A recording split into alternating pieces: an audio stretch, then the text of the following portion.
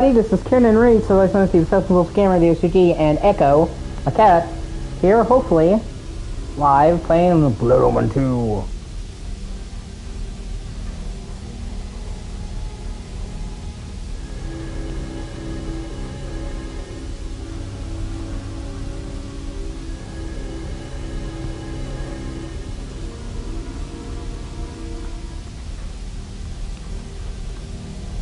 Okay.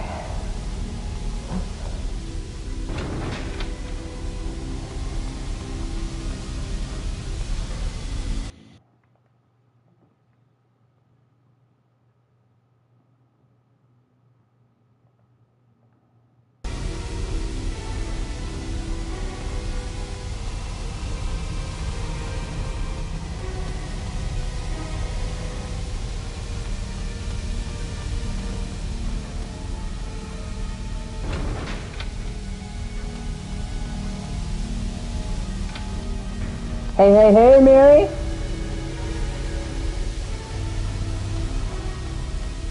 Did you miss me?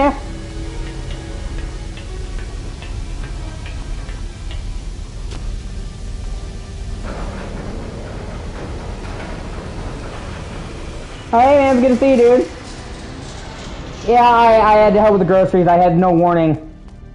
Then I had to take the dog out, you know, life calls. Obviously, I hate to be interrupted midstream, but you know, what are you gonna do?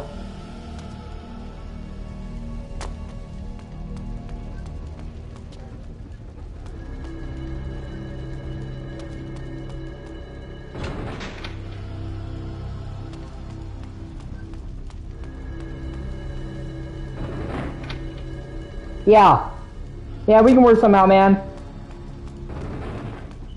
If not now, then, you know, sometime, dude. Like, I have like 3 more weeks, bro.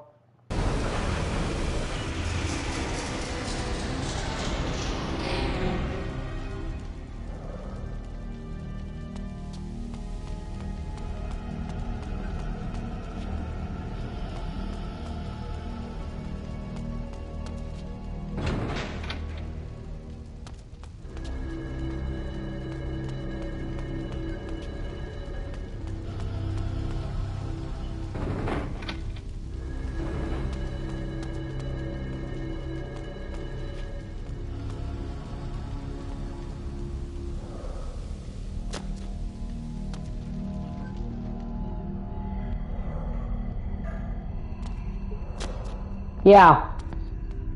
Plus, right now it's 12:38.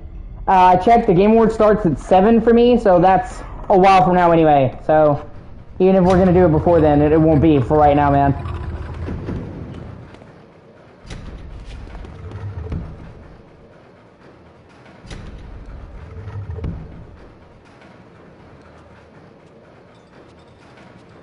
Well, our Lord was correct. You are alive. Do you remember Mike, who served you so well?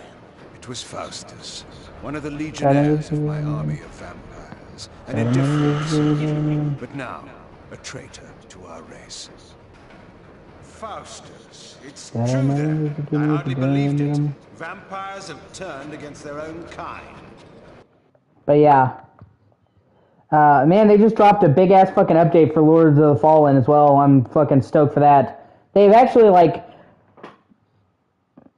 okay. Go to sleep, man. If that's what you want to do, dude. I'll see you later. But, yeah, they've, I'm probably going to wind up starting,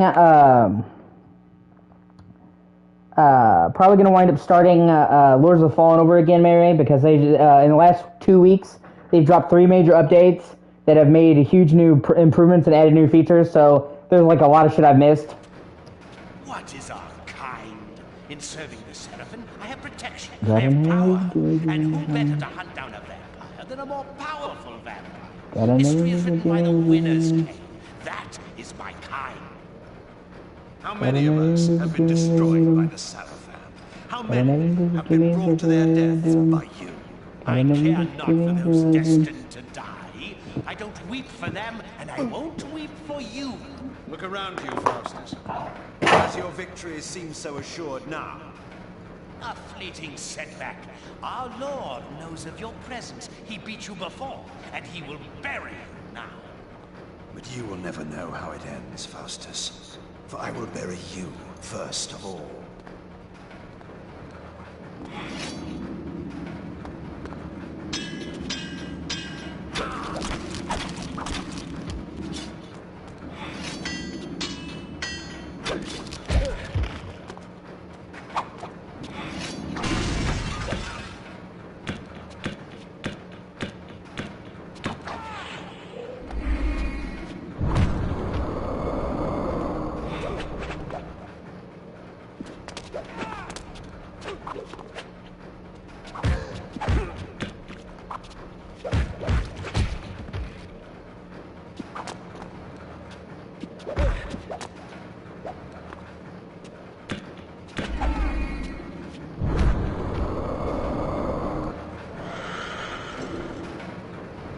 Surprise for you, Cain. Yeah, I keep running, you bitch. I missed you, Mary.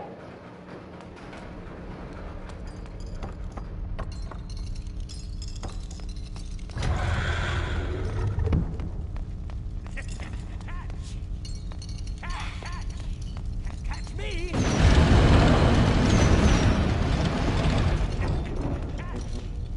Too slow. Oh, I hate when you do that. Too slow.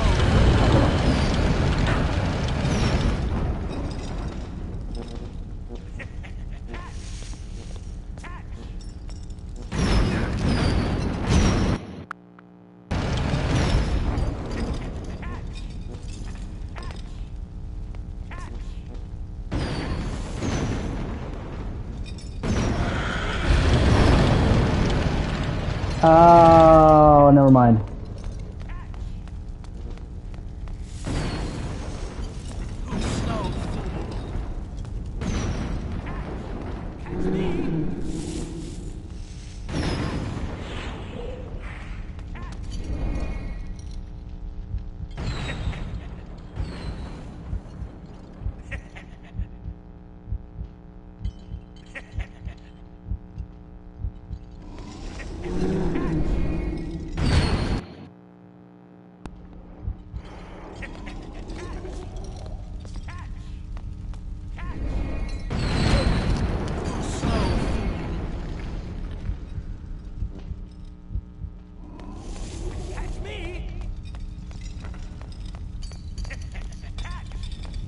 Slow.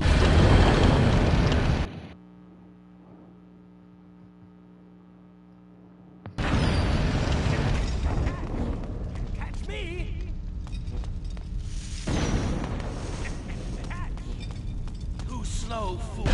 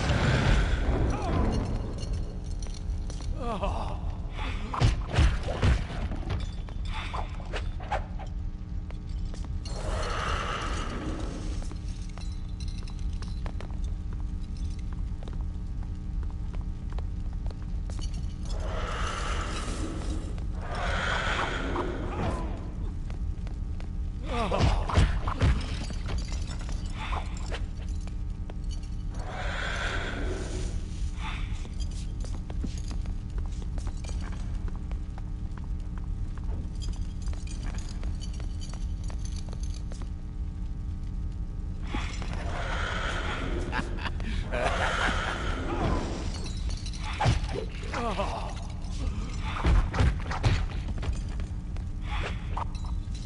that's good.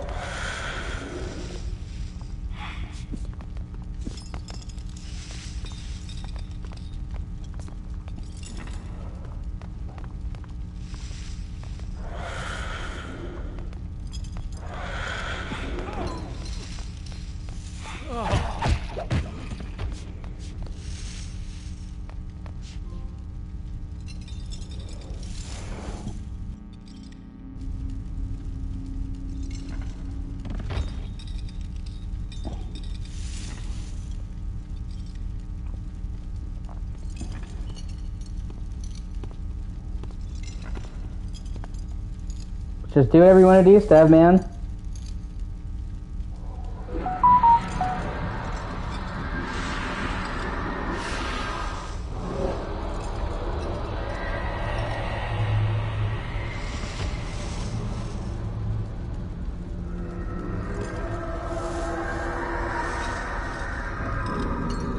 That was pretty cool.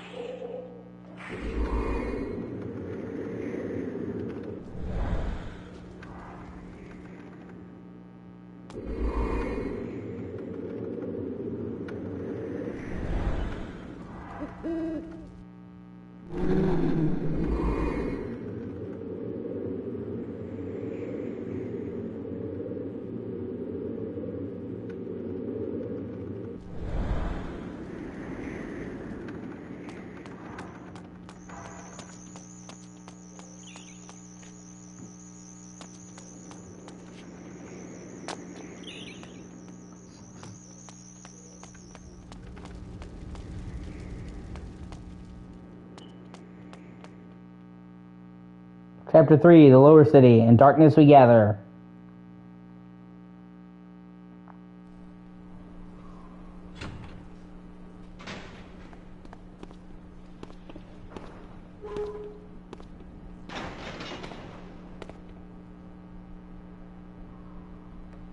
Well done, King. You have already proven your ingenuity in negotiating the smuggler's den. Perhaps our leader was right about you after all. Ah, yes, the mysterious leader. Perhaps you will tell me now who he is. I will not name him to you, for secrecy's sake. But it is time that you two meet. You must go to Sanctuary, our headquarters. There you will find our leader.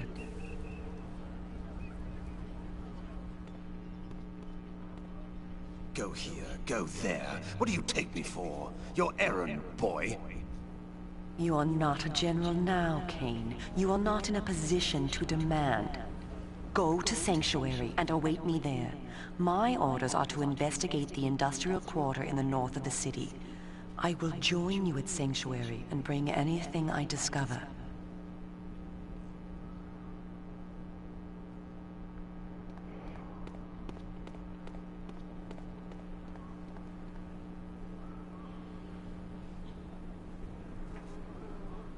I need answers, girl. I want the Sarafan Lord. So do we all, Kane. But the time must be ripe, and you must be ready. Do not make the mistake of underestimating me. I don't. You are our last hope. I will not let you be wasted by premature action. Where then is this sanctuary? Nearby is the Red Raven pub. Speak with the tapster. She will tell you what to do.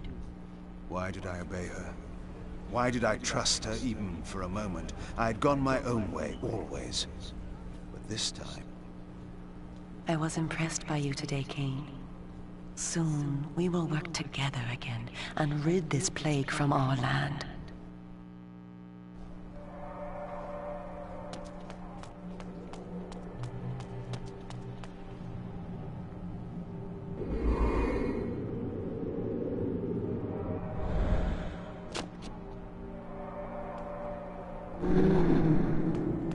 can't charge that much. Keep your distance. Know your place. Anyone charging less? Illusion and robbery. Oh, you go on. Supplies alone, thanks to the Seraphim. You think I don't pay taxes? How am I to eat?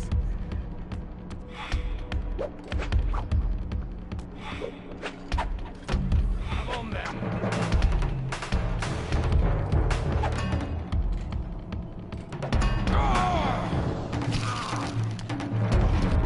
Okay, yeah, I need to, when they do the red flashing inside of the way.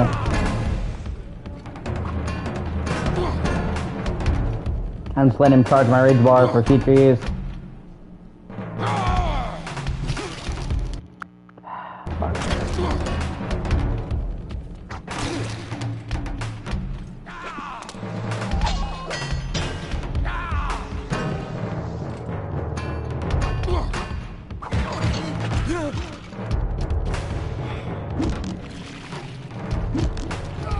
I need to get his weapon.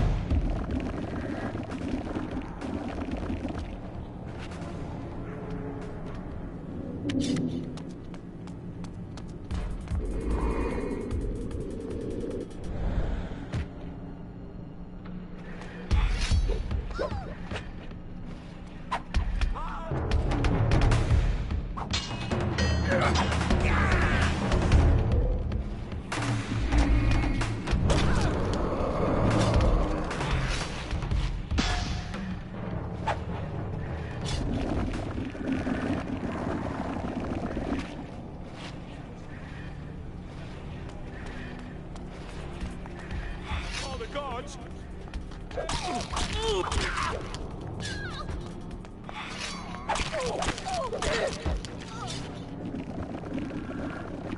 You still there, Mary?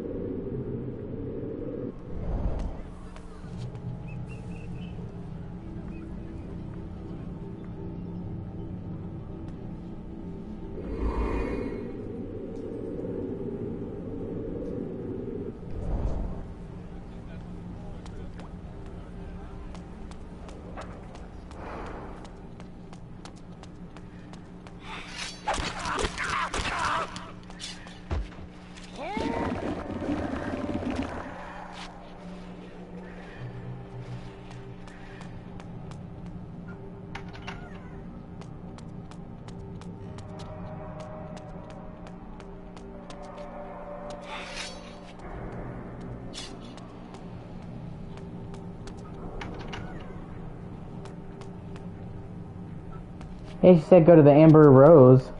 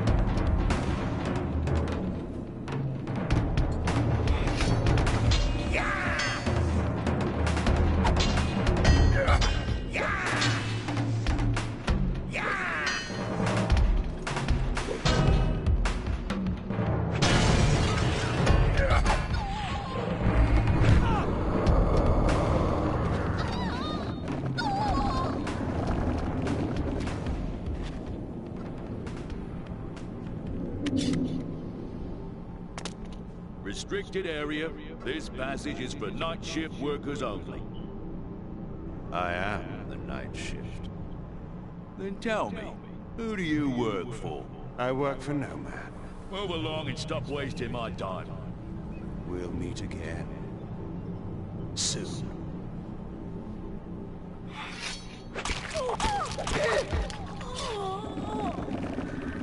There's a trophy for feeding on 200 people, so I'm trying to get as many as I can.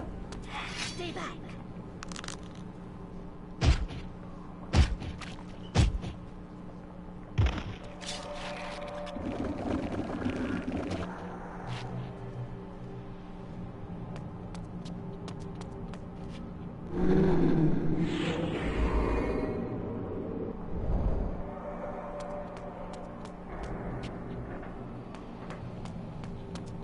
You said this time you would come straight home.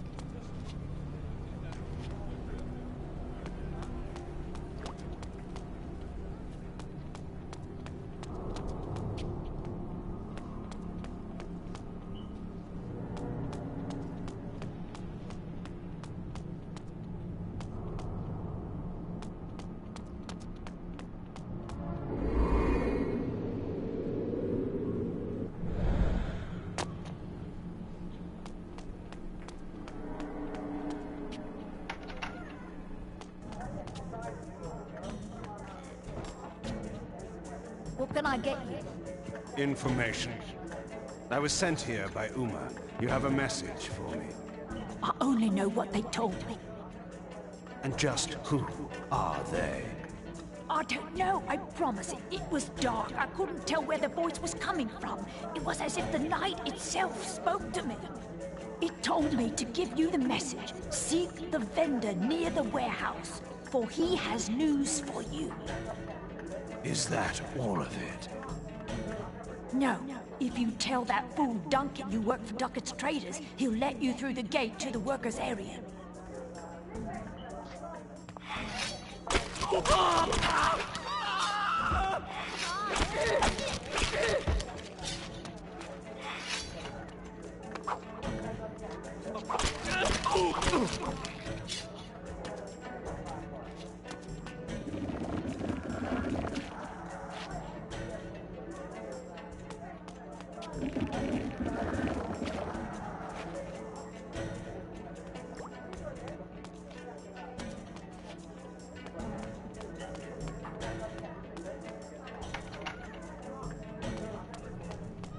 Being what?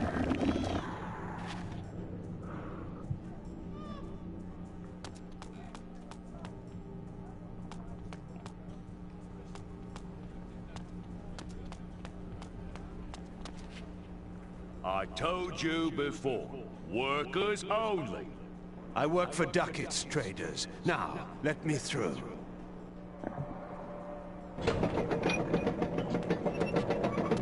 What?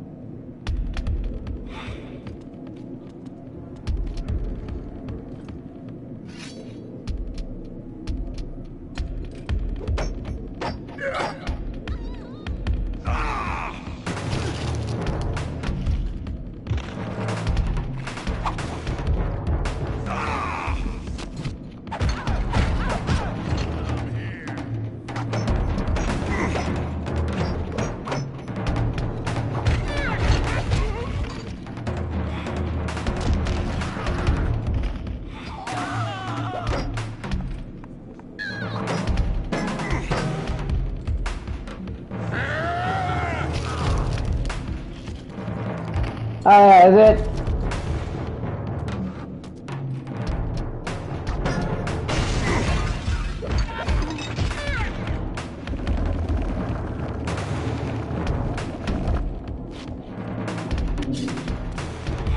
And it's good to see you, man. It looks like Days Gone might get remastered after all. And it could be announced at the Game Awards. I'd be fucking stoked for that if that's the truth. Obviously we'll have to see, but they noticed that there's been several huge updates to the Steam page for Days Gone, and people who data mined it saw it was talking about a new build. So it seems like there really could be a Days Gone remaster coming.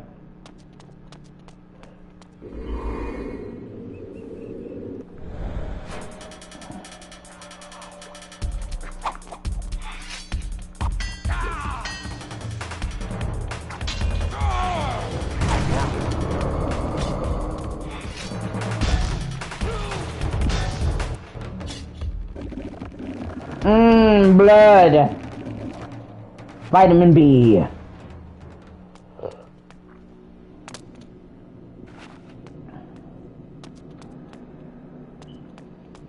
Did you hear something?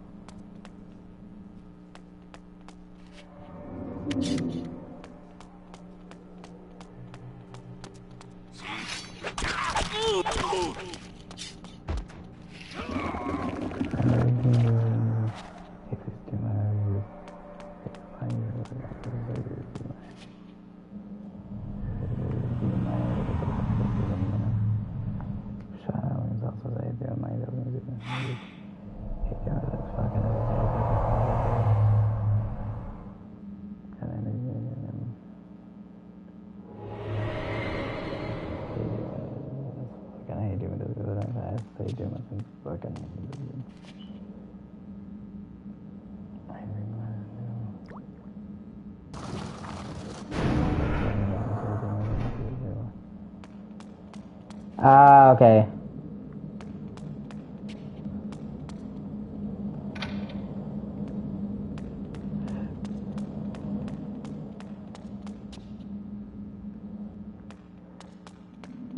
How you doing?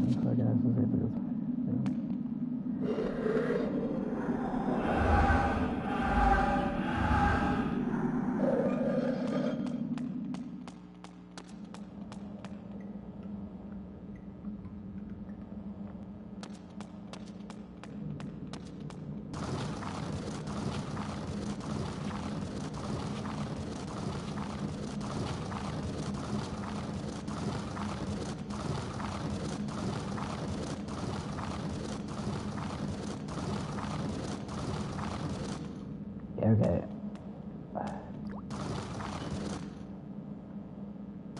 No, okay. My first solution was right then.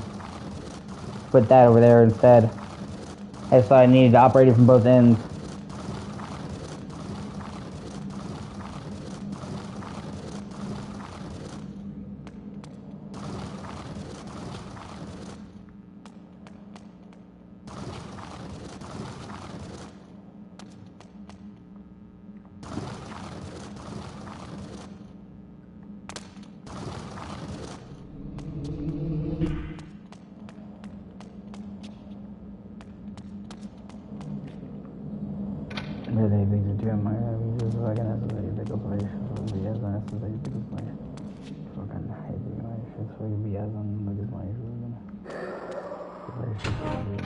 Puzzle solved!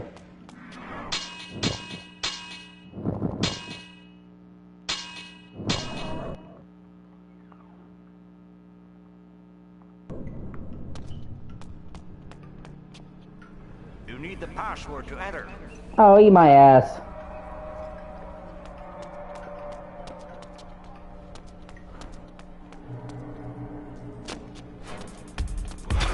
What do we have here?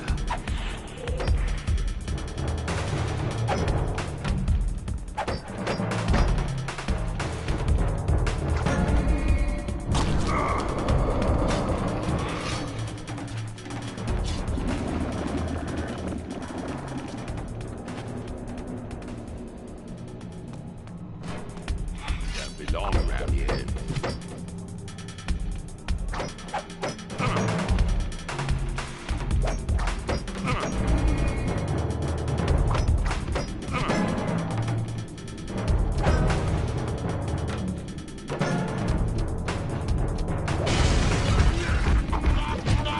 You get a trophy for breaking 10 weapons, so normally I wouldn't hold on to them after they broke or when they got close to breaking, but what are you gonna do? It's the quest for the plat.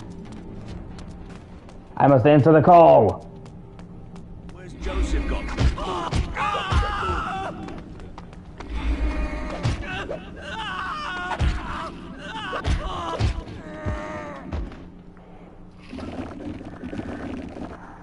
Plus, you have to feed on 200 people. Otherwise, I just leave these NPCs alone. But I'm pretty sure without this, I wouldn't have enough, so...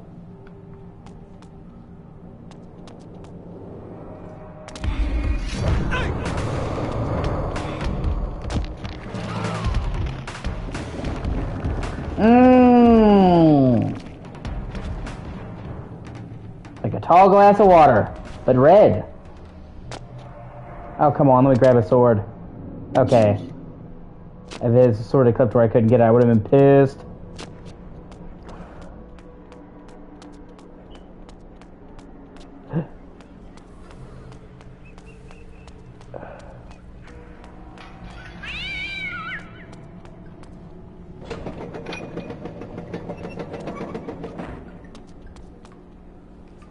Oh, it's a shortcut. Okay.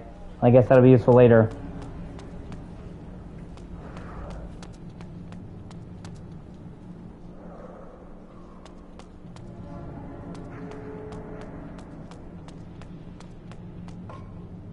Good evening, my friend. Can I help you, sir? Uma sent me. We are to have words, you and I. Ah, you're one of them, aren't you? Whatever give it away. you mean. Never mind. You're looking for sanctuary, then? Correct. Was it the fangs, the super long ears, the deathly pale skin? Eastern part of the district. The guards have blocked most of the streets tonight, so it won't be easy getting there. The rooftops, back alleys, and even the sewers are friends to those that wish to avoid attention. However, those that inhabit them may not be friends to you. The first thing you'll have to do is to get past the gate man down that alley. Give him the password Evernight. He'll let you through. My thanks.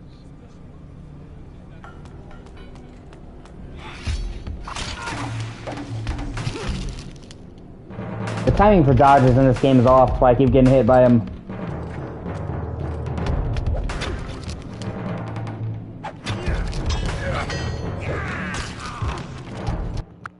Yeah, that's why we have the rewind feature.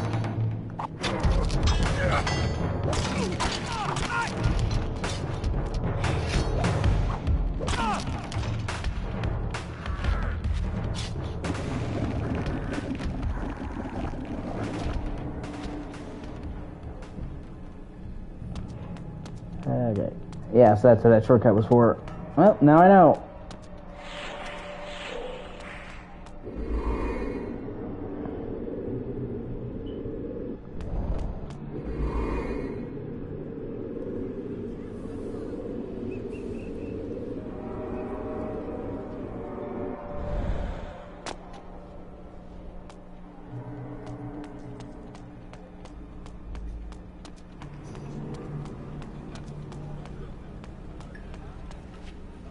Password? Evernight. Hold on.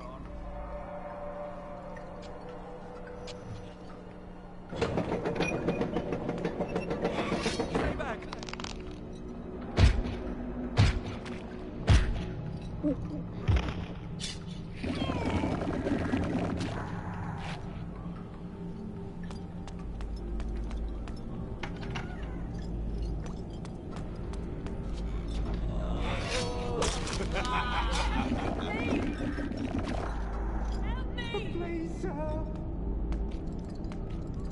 Somebody help me, please! Oh, they're fucking. They're doing the same lines from the first Blood Omen. Oh, that's a cool Easter egg. Help me, please. Oh, kind sir. Oh, like it's the exact same dialogue with new actors. That's a fun little reference.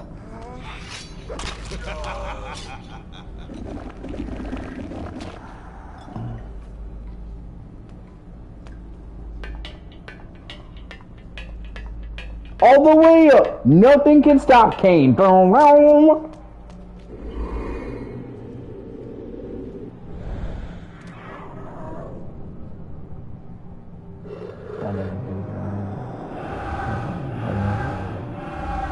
Almost have enough to get a health upgrade.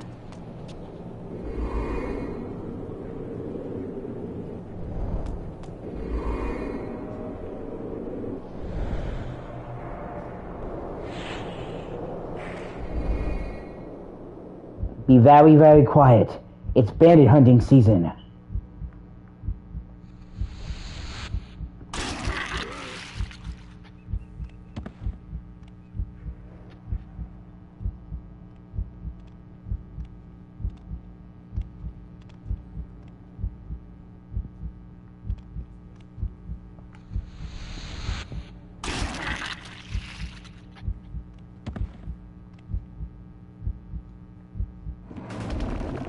Maybe doing my phone. I might actually be able to get a health upgrade from this next feed, and then nope. Well, I'm almost right there.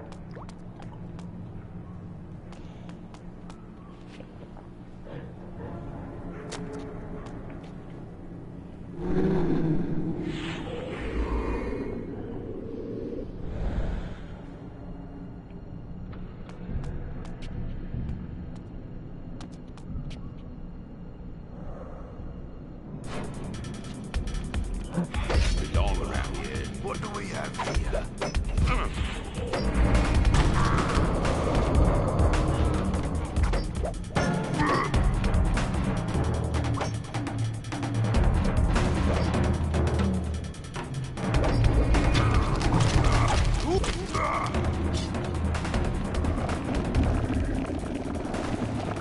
Yeah! Extend that health bar.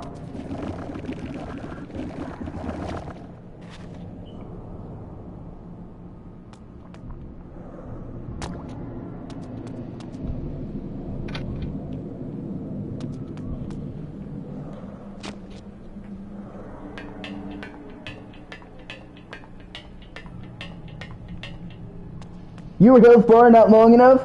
Try Health Bar Agra. You'll have a bigger, stiffer, longer health bar in no time. Warning, if your health bar is extremely rigid for more than 4 hours, contact the doctor.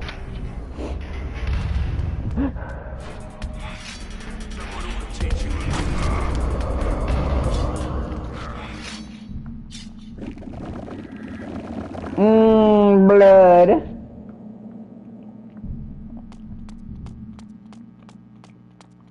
It's the vampire Sunny D. What are you?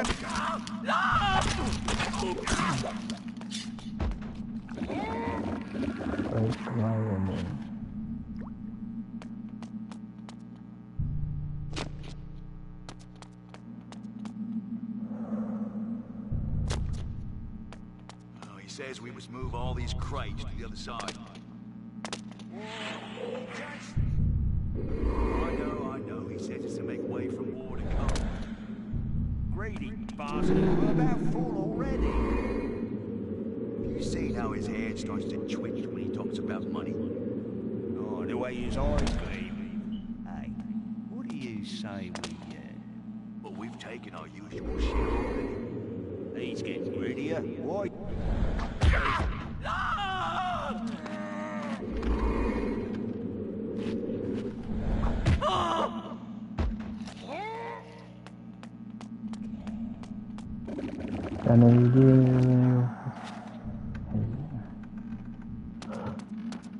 There'll probably be a treasure chest or two hidden around here in between the crates, so I gotta look around. Just have a feeling. If I was a game designer, that's where I put them.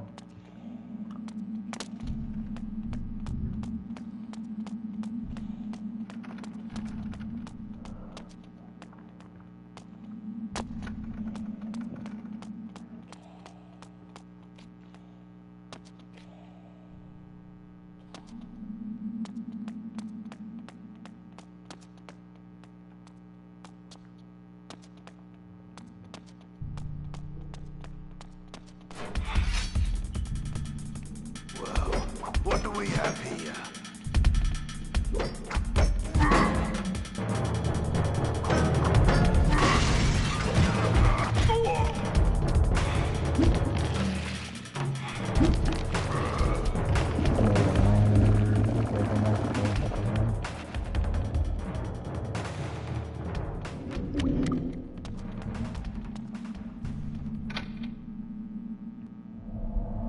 Move that crate!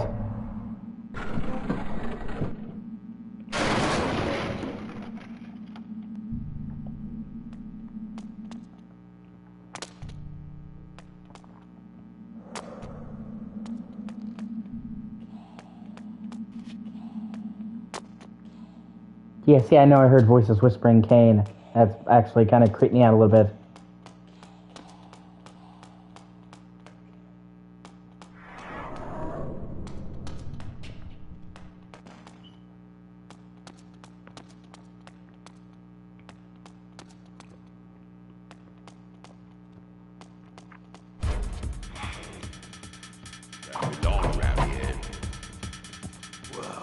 What do we have here?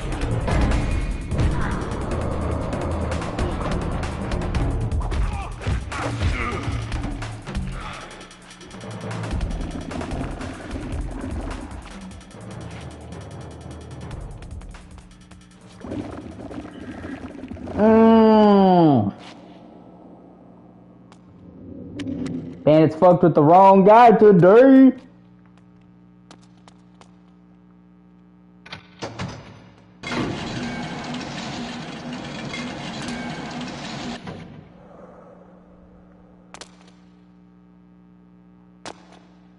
Why is...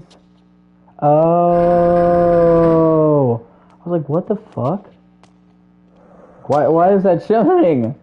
Because I can move it.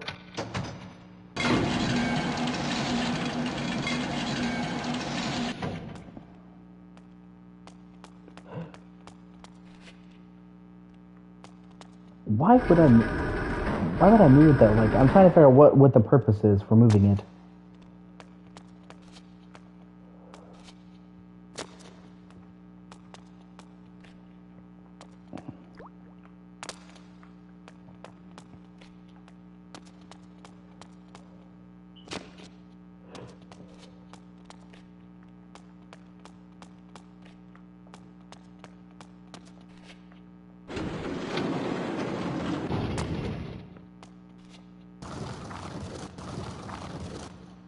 Ah, okay. Gotcha.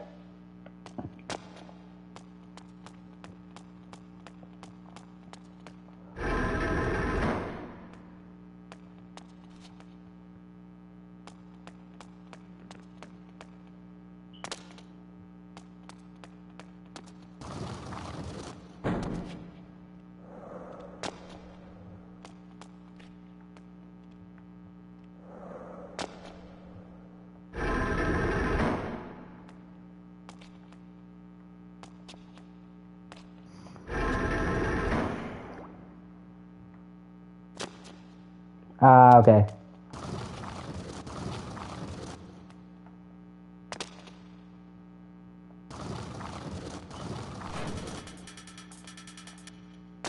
You don't belong around here.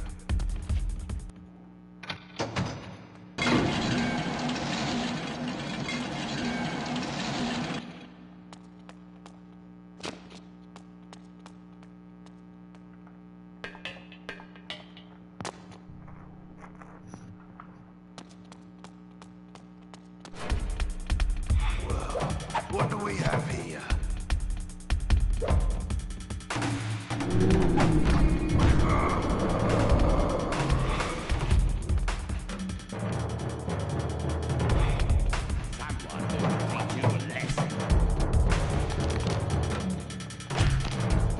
In the nuts. Curve to the nuts. I smashed his nuts so hard he died. Game over, man. Oh, sweet, I got the thing for sucking 200 bodies. Okay, so I don't have to worry about that anymore. It's good.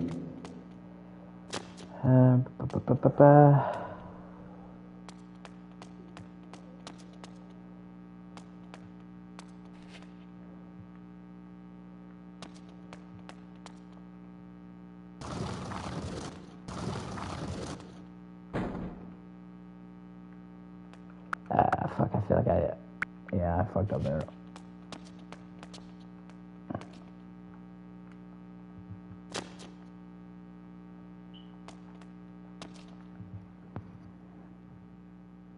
Right? Like, pushing off couldn't have possibly been a good idea.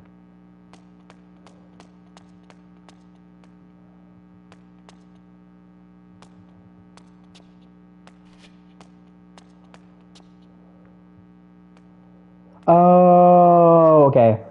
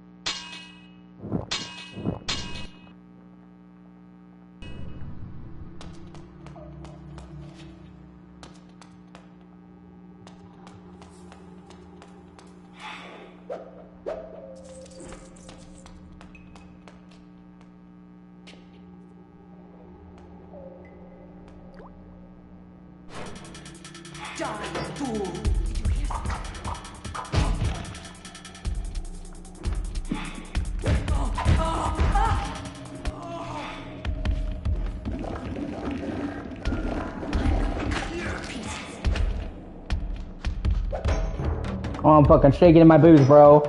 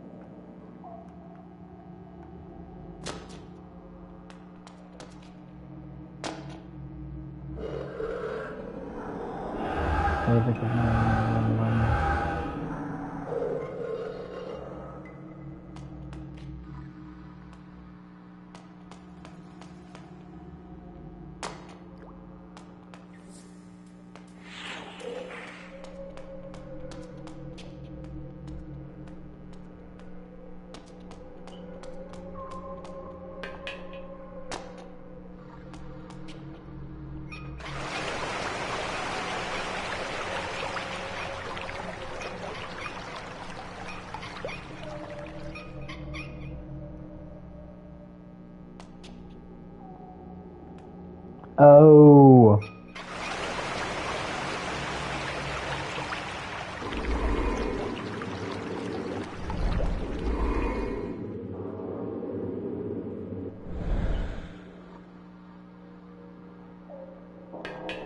Vampire jump! Yeah!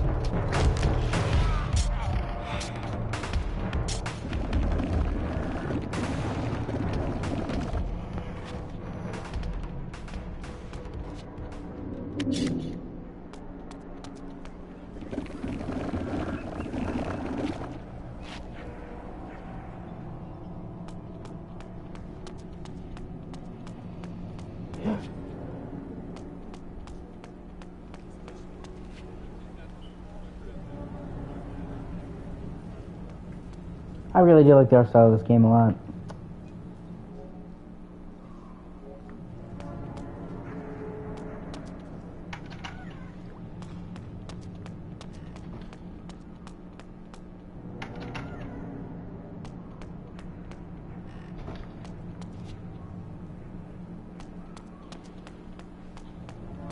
Simply fantastic.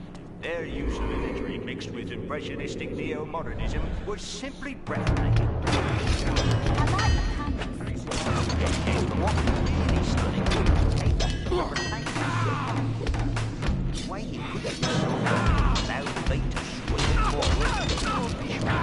Destiny's cruel.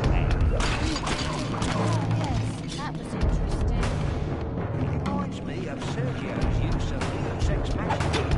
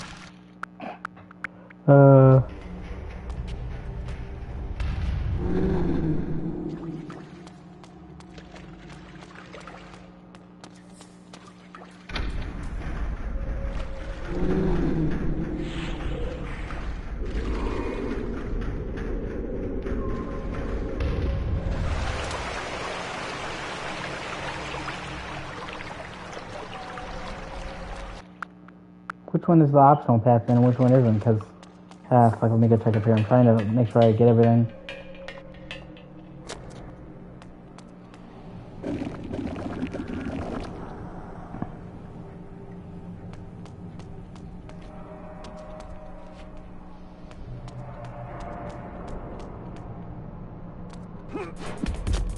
Someone ought to teach you a lesson.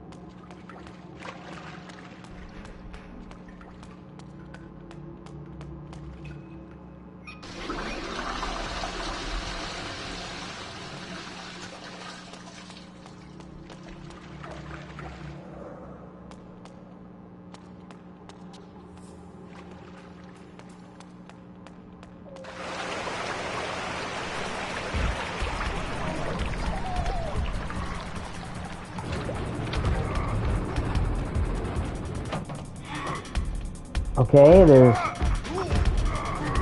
What is this, a fucking fight ring?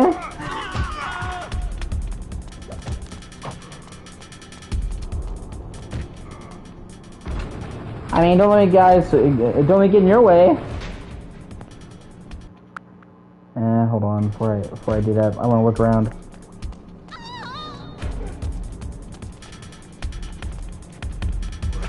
Okay, so I guess I take on the winner.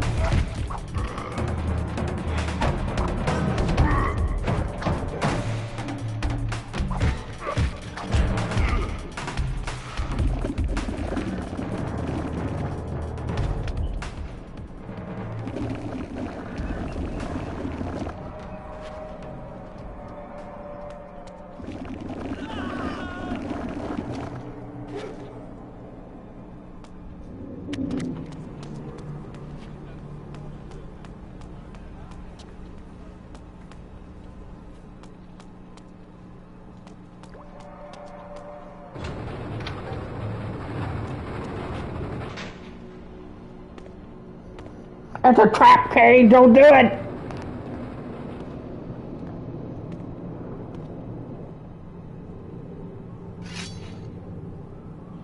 What creature skulks there in the darkness?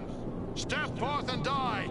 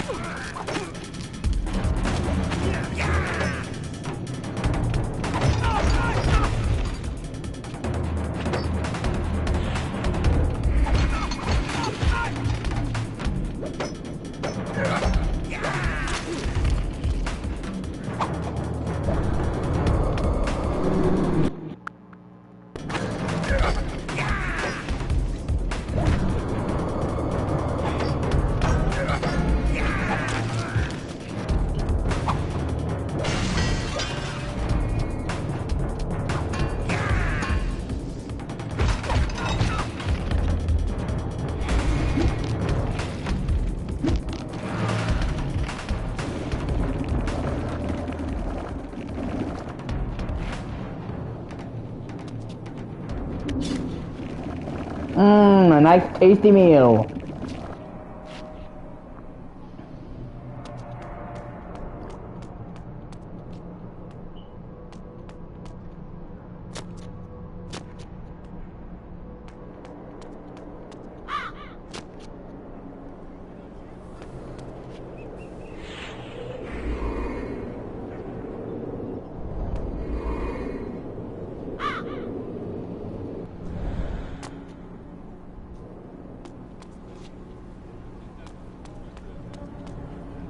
And then he's going to do my fucking ass if I do my son of a bitch. He's doing this fucking ass. God damn, he's going to do some videos new. Safe is doing it. God damn, he's going to do some videos new. God damn, he's doing my son of a bitch. Flick with my ass and safe is doing my son's fucking ass. God damn, he's going to do some videos new. God damn, he's going to do my son's fucking deals new.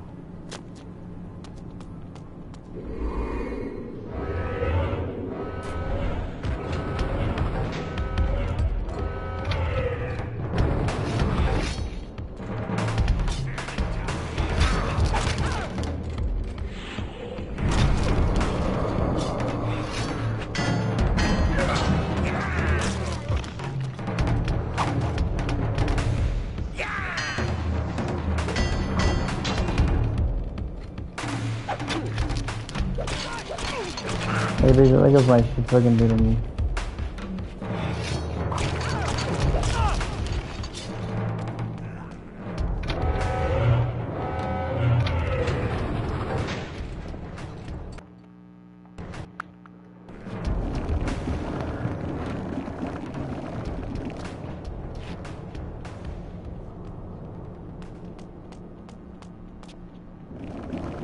Blood.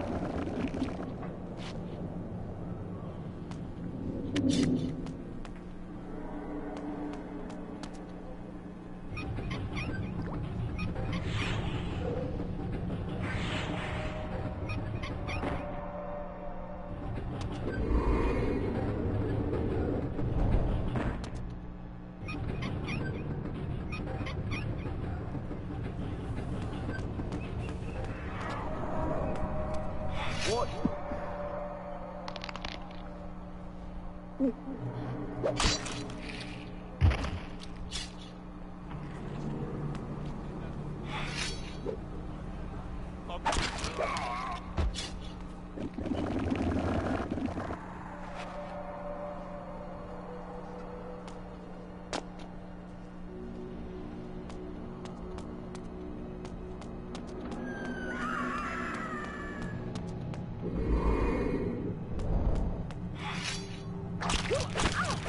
Yeah, that's what happens when you want to go to sleep. You can't.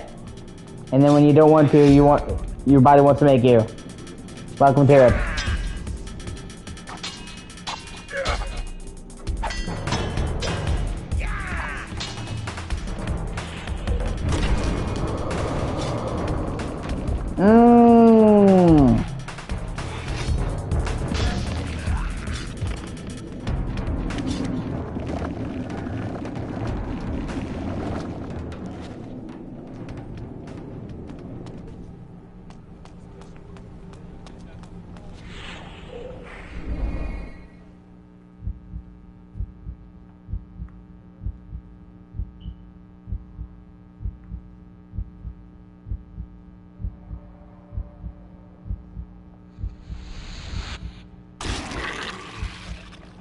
Yeah, hopefully not.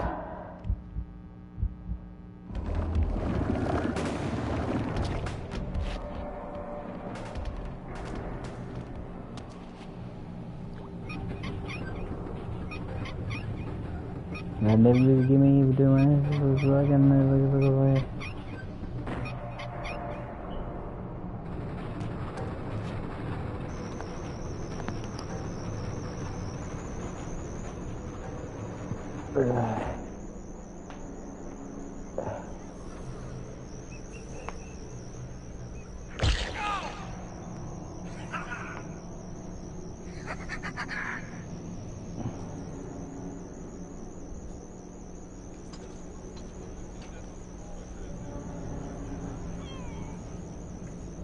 poor soul has the misfortune of interrupting my feeding. One who shares your thirst and your curse. Ah, a voice from the past. So the rumors are true. Cain walks Nosgoth again. How do you know me, creature?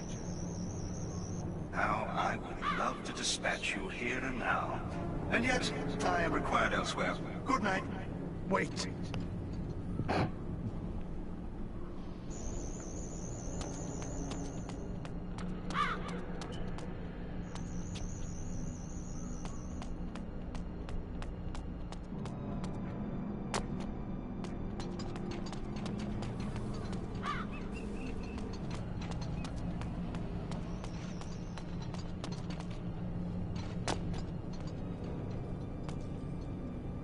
Yeah, pretty much.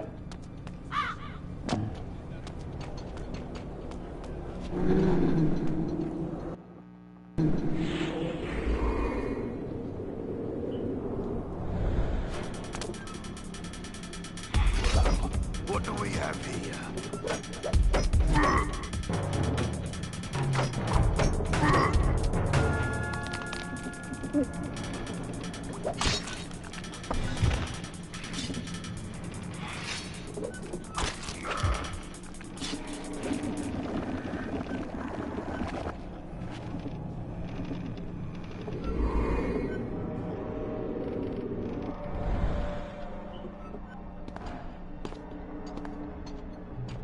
Good night. How do you like my handiwork, Cain? It's been a good night's feeding. You're a sloppy butcher, vampire. You jeopardize your presence by such bloodletting. But it isn't my presence that's in danger, Cain. It's yours. You serve the Seraphim, then? I serve no one but myself. Ah, I'd forgotten how much I loathe your arrogant tone. It will be a pleasure to silence it for good. We shall meet again soon enough.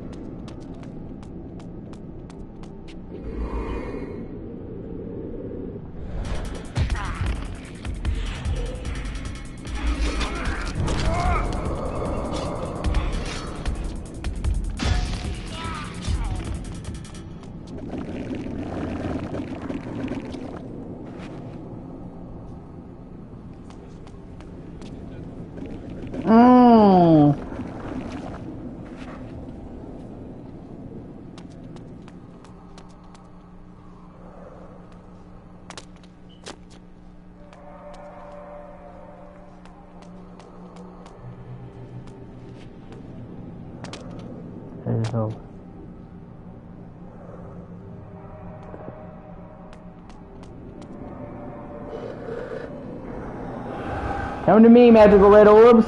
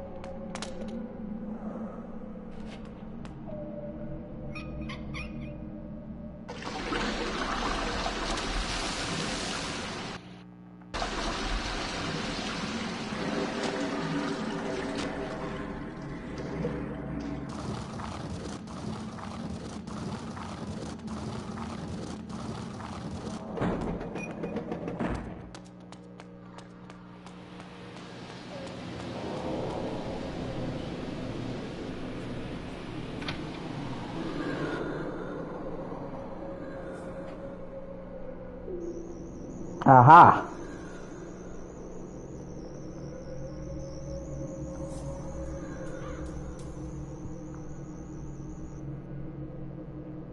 Blue Lady Curios. That's an interesting name for a store.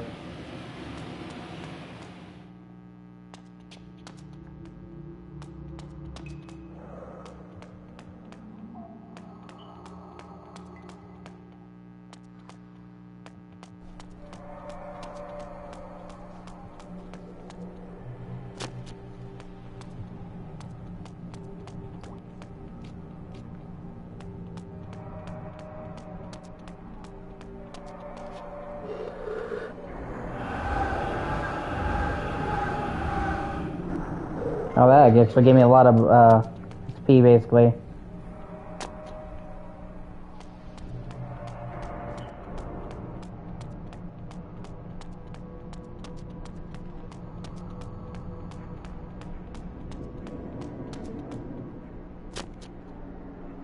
Okay, yeah, that looks like that's the way I gotta go, just making sure.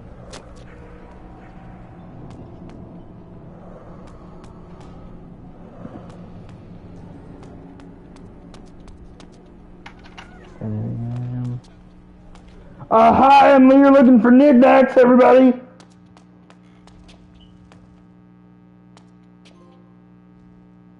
Vorador, the reformed pseudo-hedonist of Termagant Forest. I had met him once before in his new role of patriarch. I still knew not to trust him. Ah yes, who but the father of vampires would lead the resistance?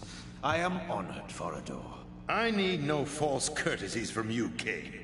We are allies only by necessity. But you are welcome to Sanctuary.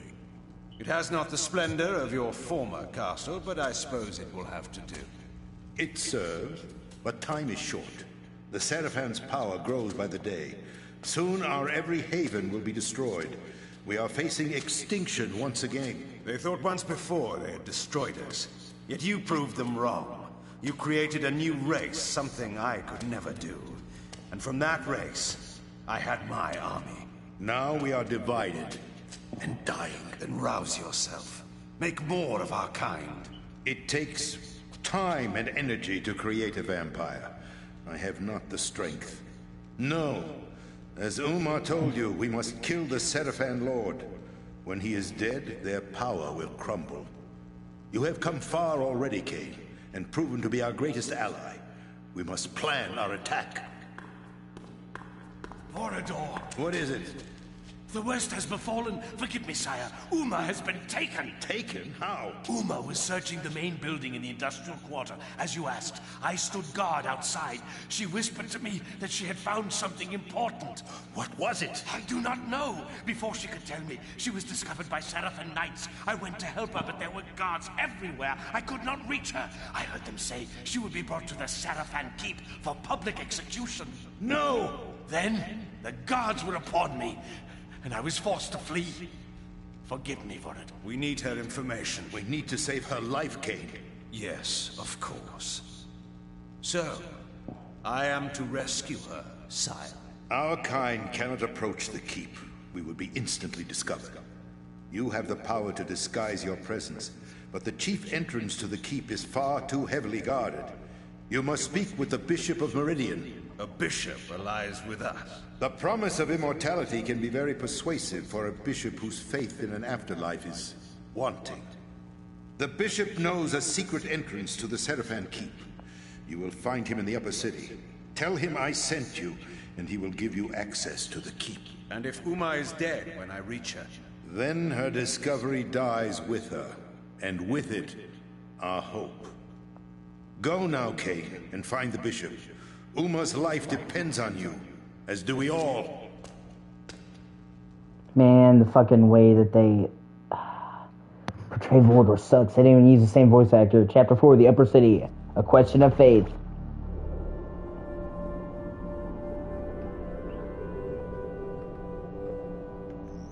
His relationship with fucking Kane makes no sense. Him coming back to life makes no fucking sense.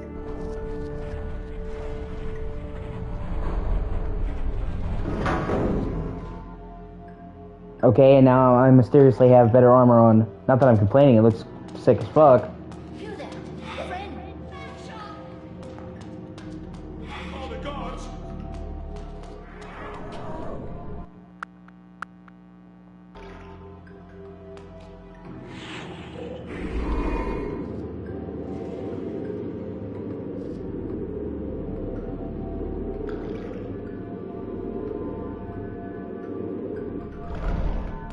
You there, friend. Yes, you. A word of warning. You'd better get indoors as quick as you can. There's vampires on the streets. My sister's husband saw a man drained white he was just last week. And if the vampires don't get you, the Seraphin guards will have some questions for a stranger in this part of the city. And their questions aren't too healthy. Now go along with you, quick!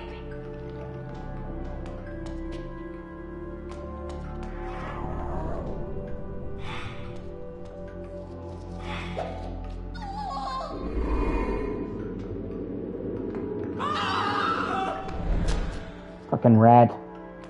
I'm trying to get the fucking rat so I can get a trophy. You have to get one of the fucking rats.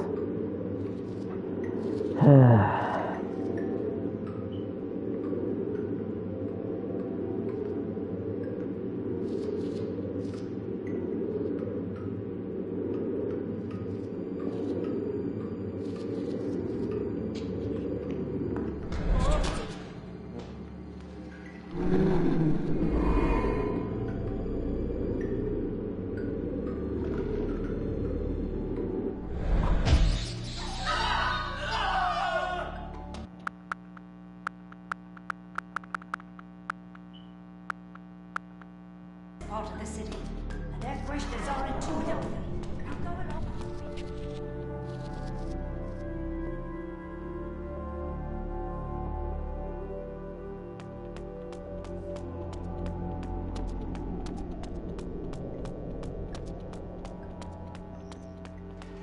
Gates are closed for the night. Move along.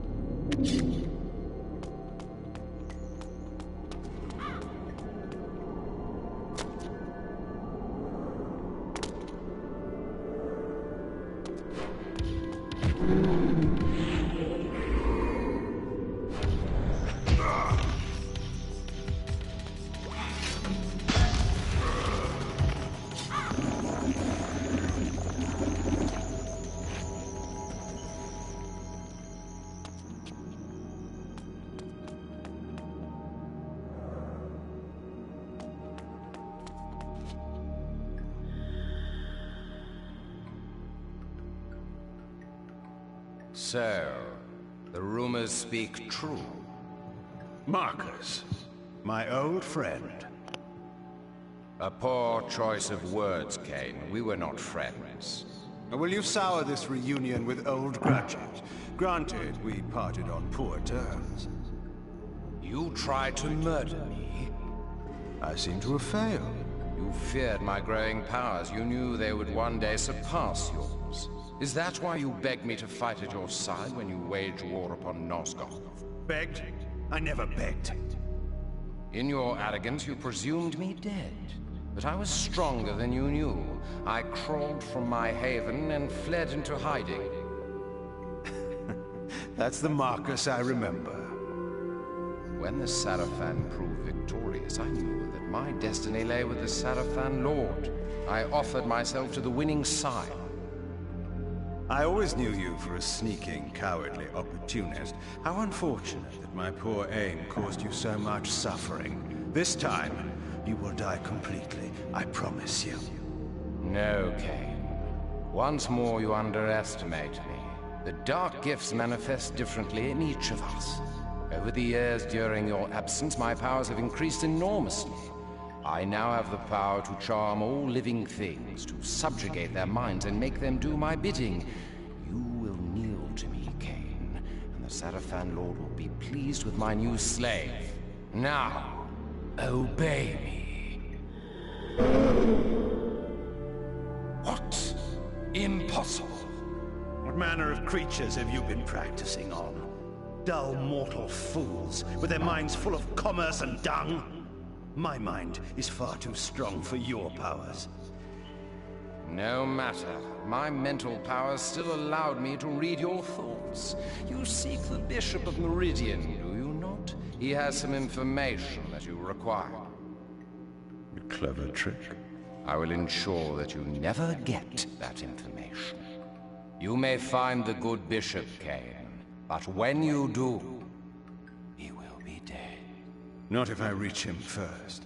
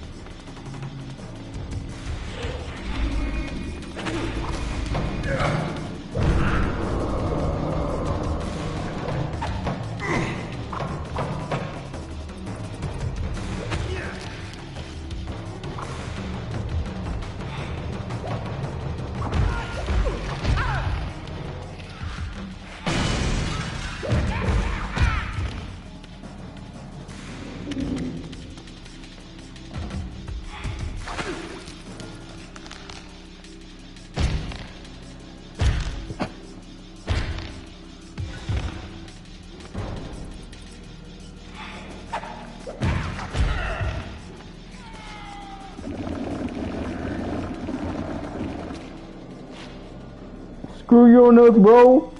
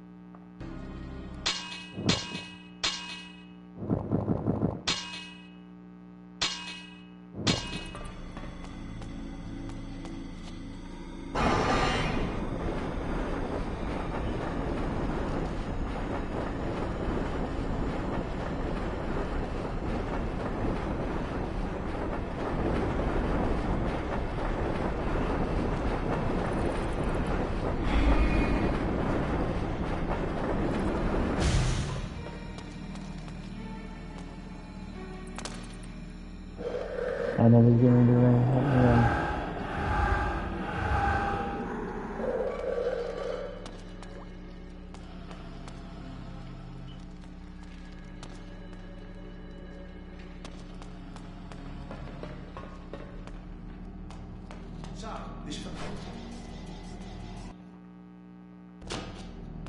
This fella tapped me on the shoulder. Right there in the red wagon. That's right, but I could tell he didn't belong there. Nice hands he had, and that look in his eye like he reads too much. Oh, a swell, was he? That's right, and he tells me he'll give me a tenner if I follow his wife of an evening and kill the man she meets. And guess who it was? Who? A priest at the cathedral. She was going there every night to pray for her son who's run off somewhere. Wow. What did you do? What'd you think? What I'd be paid to do? I'm not one to spit at a tenner. Is it time yet? No.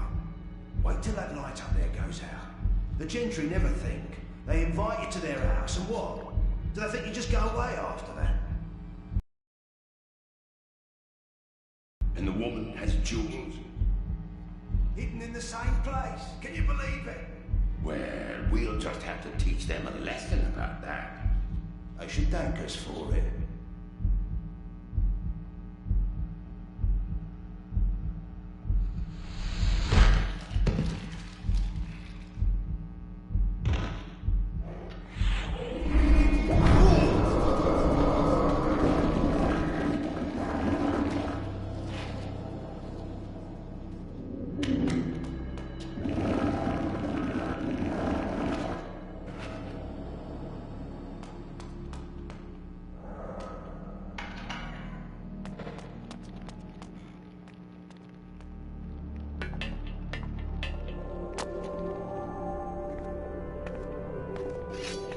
You there!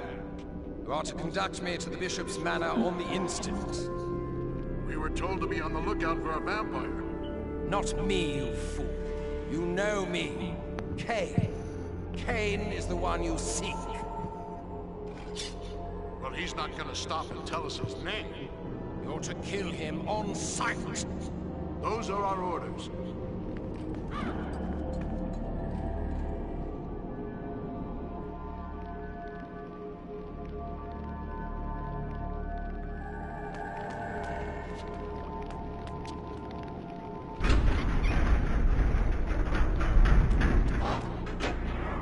Cain, it is Vorador.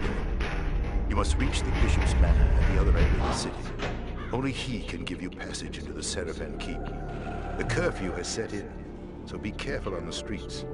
The guards are looking for anyone suspicious and will attack you on sight.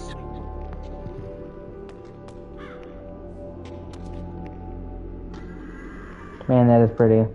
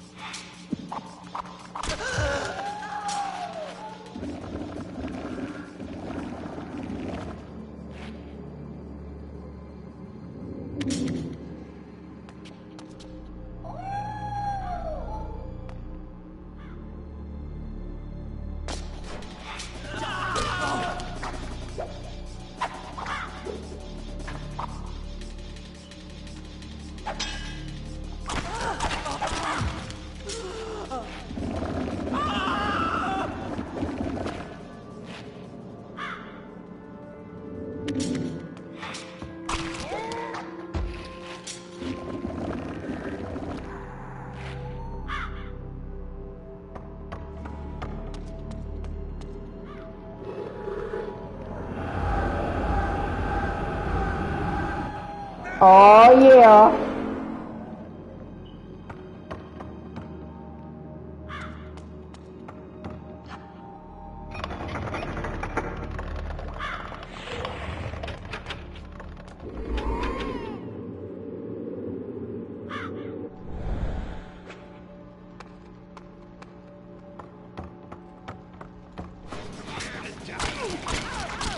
They're doing for that. So I have to take like a phone so I can do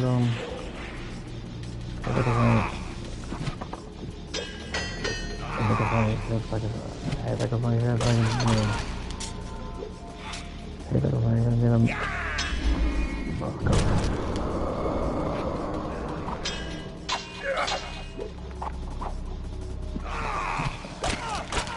Where the fuck are you gonna do them? Fuck you, bro. Fuck you, face.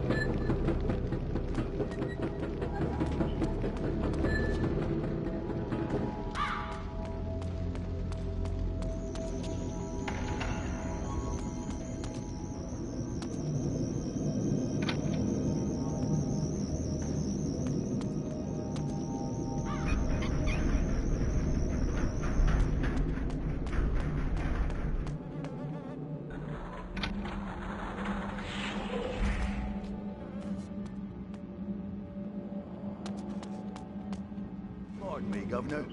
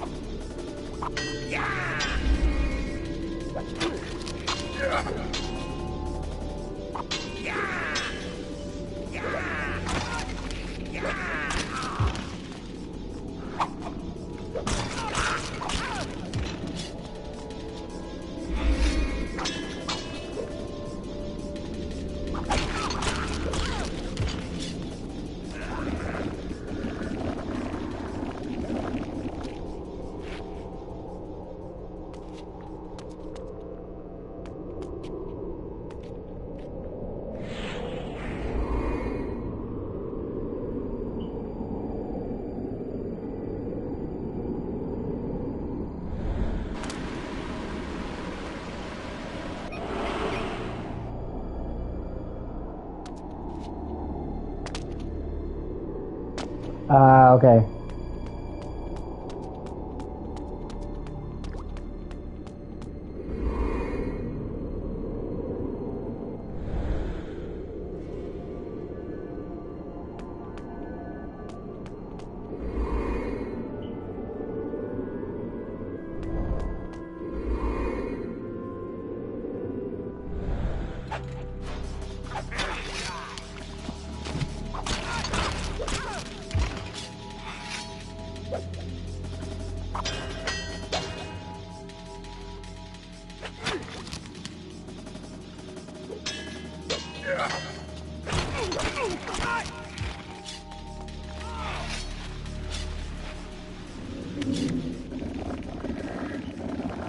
I never giving too much to plug in message. I never give you.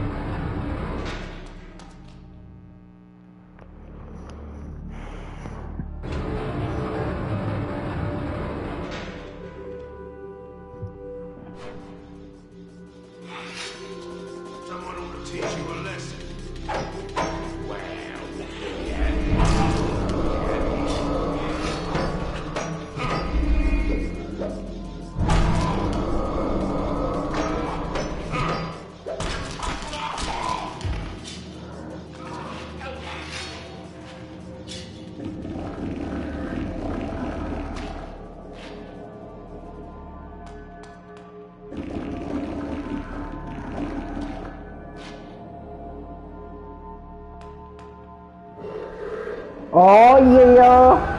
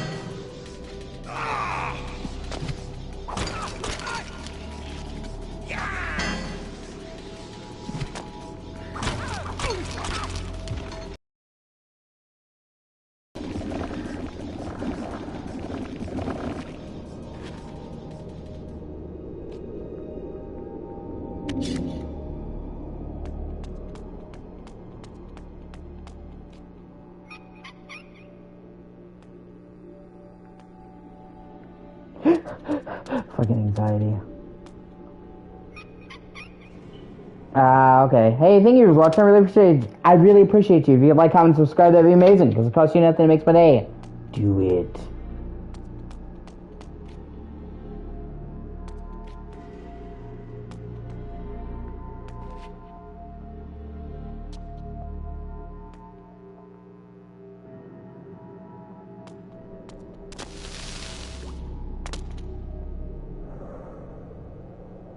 Okay.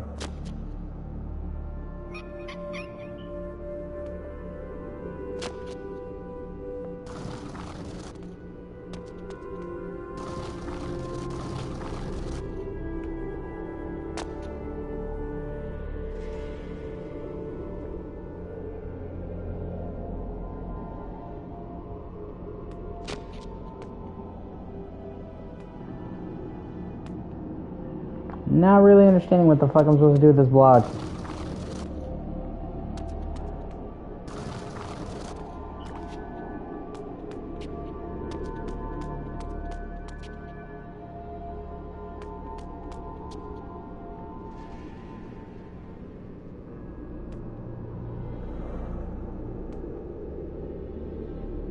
Maybe I'm supposed to use it to jump?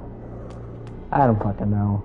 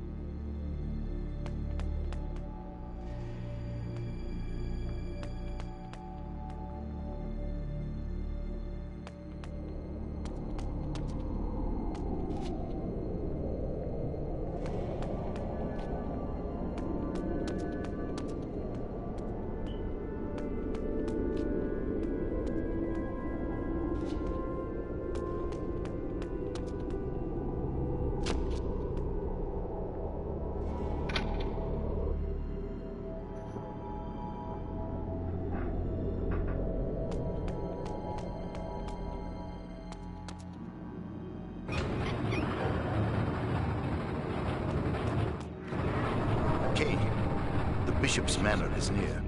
However, the Seraphan patrols have locked down all the streets. You may be able to trick them into opening the gates. Find the clock tower and ring its bell. The workers will think it time for their shift to change and will open the gates. I told my lady the girls wouldn't clean his lordship's room with that light burning in there. They were that frightened of him. The lights stay on of their own accord? He calls it glyph energy. He's lit the whole upstairs with it now. It's a wonderful light, so gentle and bright. I like it myself, but the girl's near left in a body. I told my lady the girls wouldn't clean his lordship's room with that light burning in there. They were that frightened of him. The lights stay on of their own accord? He calls it glyph energy.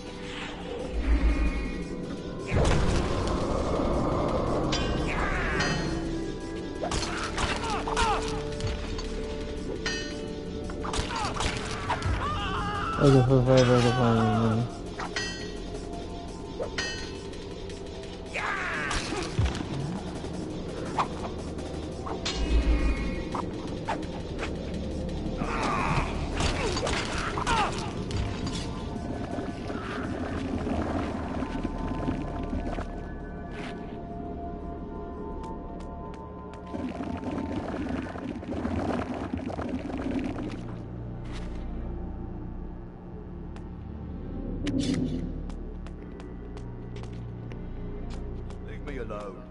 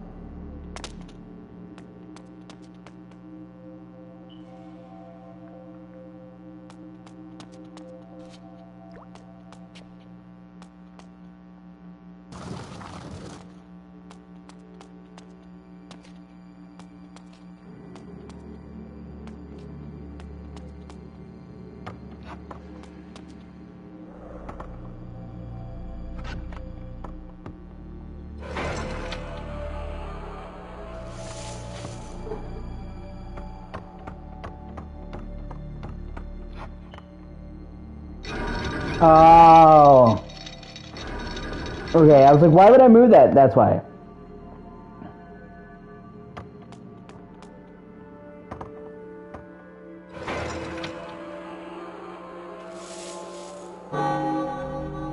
Ring-a-ding-ding-ding-ding!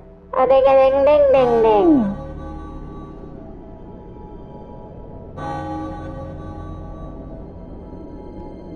Open the gates! We gotta take a break!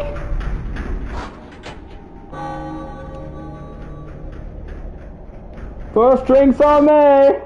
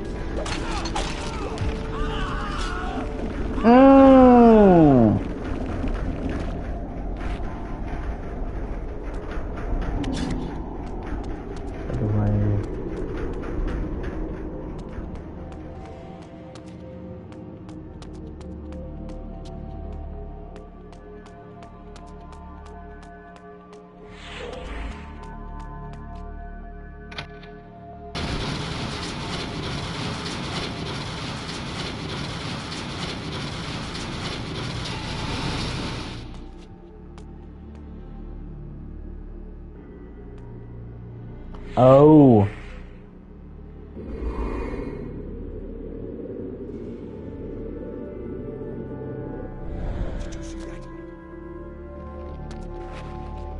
I'm playing games, you're scaring me.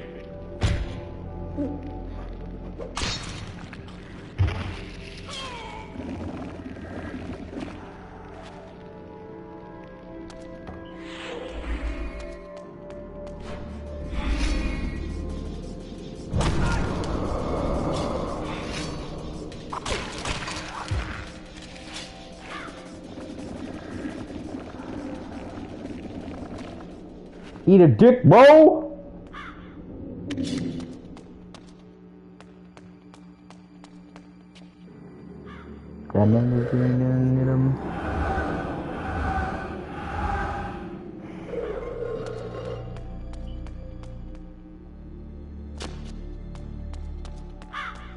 Yeah, he is.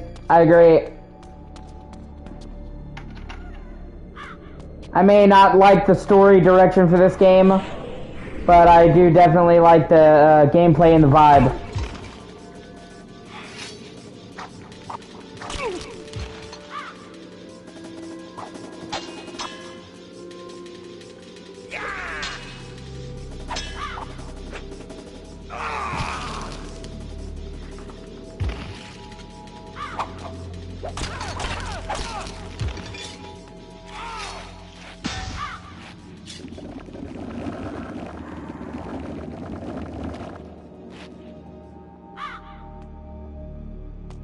This game has a phenomenal art style and aesthetic.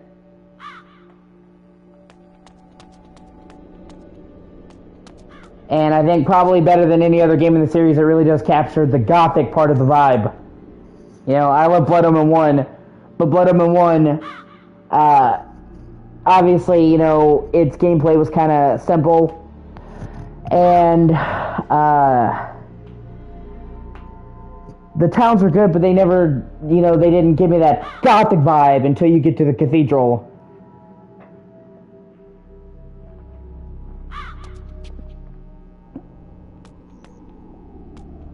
And obviously, Soul Reaver and Soul Reaver 2, I like them, but they don't really do goth, because Soul Reaver 1 obviously is a fucking wasteland, so there's nothing to kill or, you know, prowl or be a vampire, and Soul Reaver 2, you're just, you know, still kind of out in the sticks by having this be in a dark Victorian city that's living. They really managed to nail that vampire on the prowl vibe that I don't think any other game in the series got right. Like, if they had just, you know, fucking shared notes, man, all of the problems with this game could have been fucking prevented. Like, you know, like and, you know, the thing that's even more egregious is that I had forgotten is that fucking Volador isn't even played by the same guy. He's fucking played by a different actor, but he's not, you know. Meanwhile, in fucking Blood Omen, Soul Reaver 2, and Defiance, Volador was played by the same fucking dude. So, you know, I don't know why they couldn't, you know, share the actor. I mean, they obviously were sharing fucking Simon Templeman for Kane. So, you know, and it's like, he's so different. He looks different. Like, he even looks super different. He has a different voice actor. They should have just made him a different fucking character. Because, you know, it's not like there's other vampires. And if they had just made him somebody not Volador, it wouldn't have caused any fucking continuity errors. And him being so different and Kane treating him with contempt would have made fucking sense. And he fundamentally acts like a different character.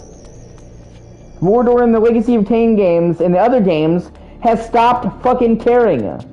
He gave up on society, on humanity. When they killed fucking Janos Uldren, he went and massacred the Circle, and then he just fucking gave up. He was tired. He wouldn't be a fucking leader. He wouldn't lead an army. He was done.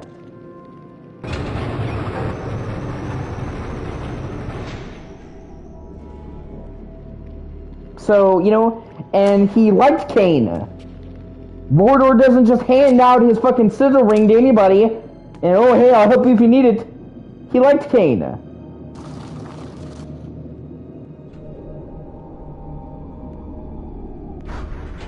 So, and them treating each other with contempt. And remember, the only reason that Kane can't sire other vampires is because the way he was made is different. Volador is not that case. Neither are any of the other vampires. Okay? So literally any other vampire could have fulfilled the story role that fucking Volador does. Yeah, I do think it should. For sure. 100%. The question, if it will, is up for debate.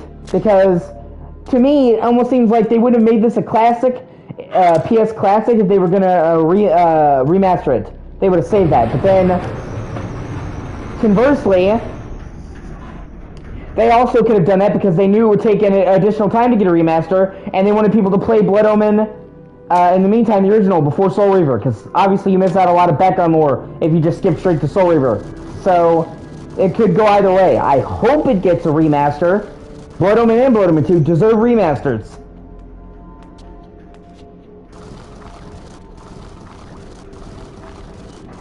You know, Blood Omen, and I was just talking about this with my friend in my last stream, Blood Omen could be made 1,000 times better with some small fucking fixes. Okay? Game was one of the first big RPGs on PlayStation 1. And people were still figuring out how to use a CD. That's why the load times were egregious even by PS1 standards. Those load times could be completely eliminated. They're not eliminated on PS5 because it's emulating the PS1 version, so it's emulating it to a fault.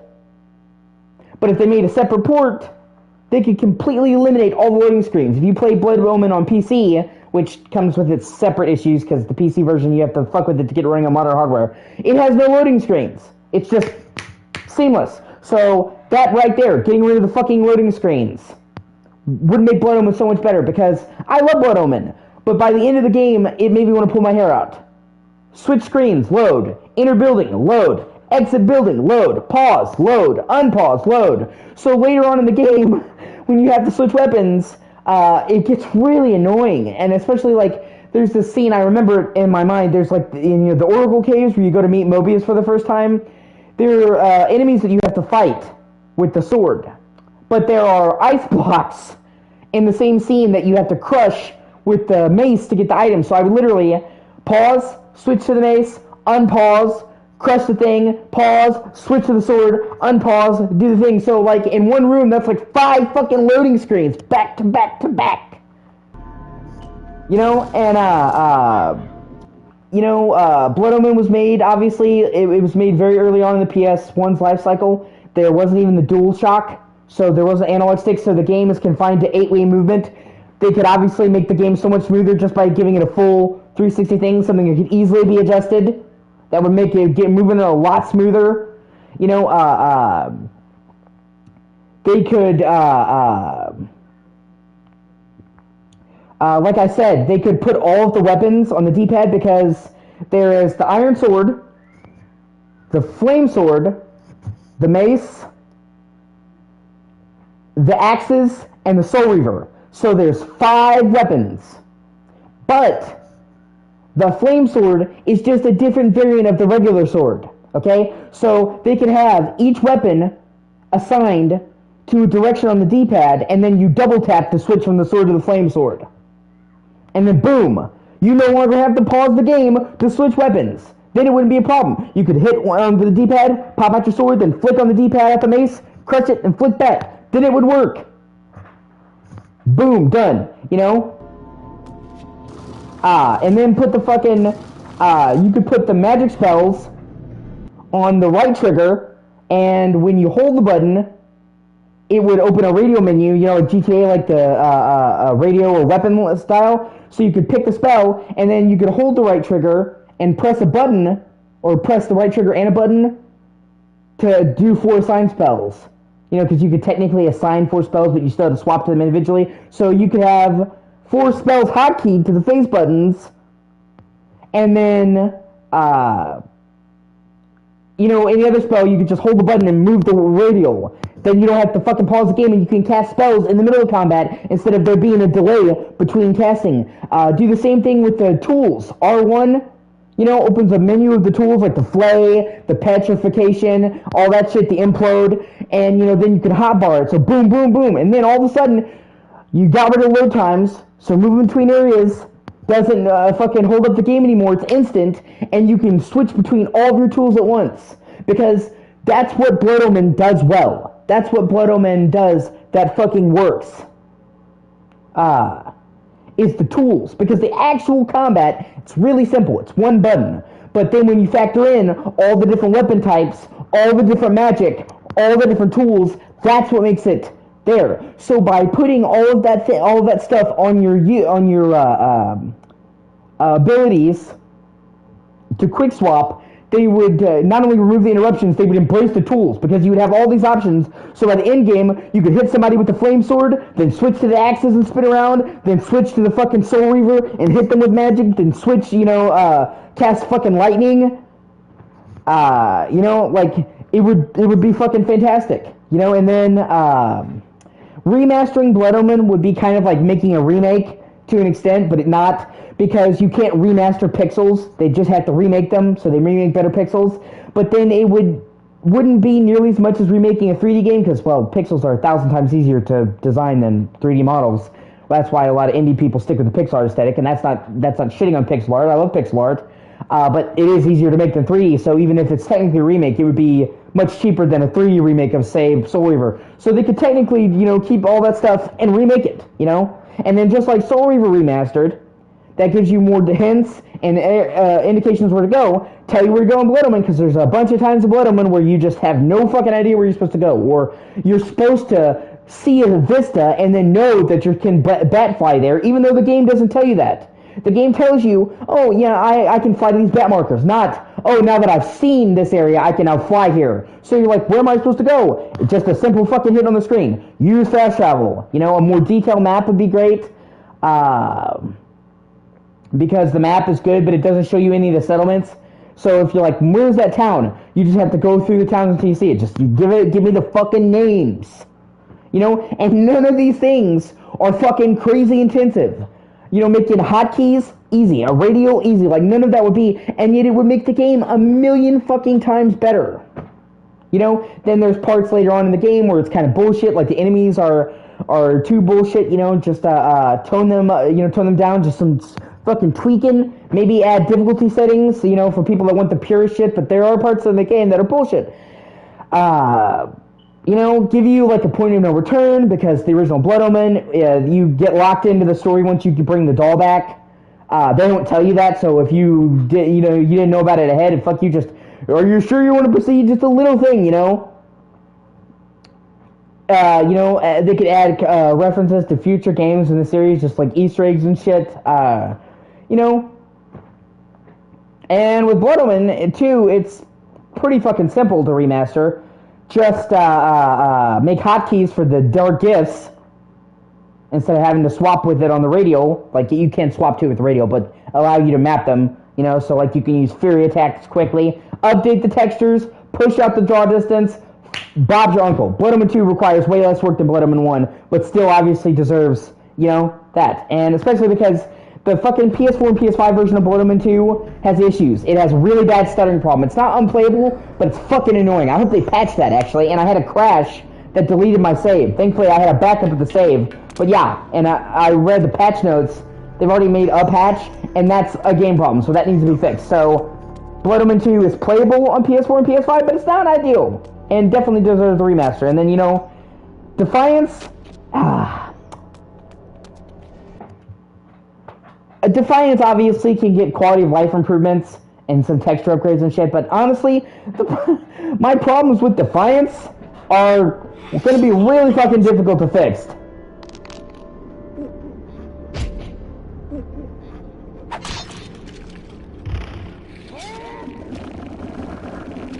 Well, either way, there's no reason why you should be having frame drops. You know, it's fucking PS2 and PS5. It should just be able to play it fucking flawless. So either way, stutter, frame drops, it all needs to be fixed.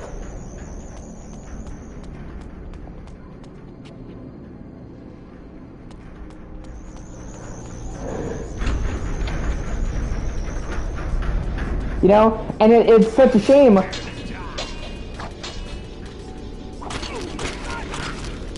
Yeah, there you go. Then that's legacy hardware problems. But even that could be fixed. You know, you get a team in there to do a remaster, and boom.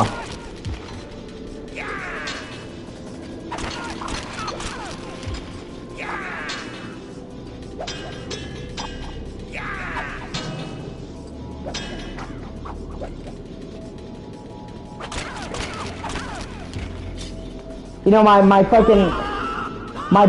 problems with Defiance are kind of not fixable. Like, my main problem with Defiance was the camera going to fixed angles felt like a massive step back, especially because Legacy of Kain's all about exploring and solving puzzles. So kind of the type of game where you really want to look around, and that's that, and they kind of can't fix that. Other than, angle. So, you probably have to remake the entire game to fix that to a rotatable camera. You know, they don't have assets for the places you're not supposed to see. So, and it would just change the game so much. So they can't really fix that. And my other problem with Defiance is the fucking Spirit Forges, okay? They're repetitive as shit.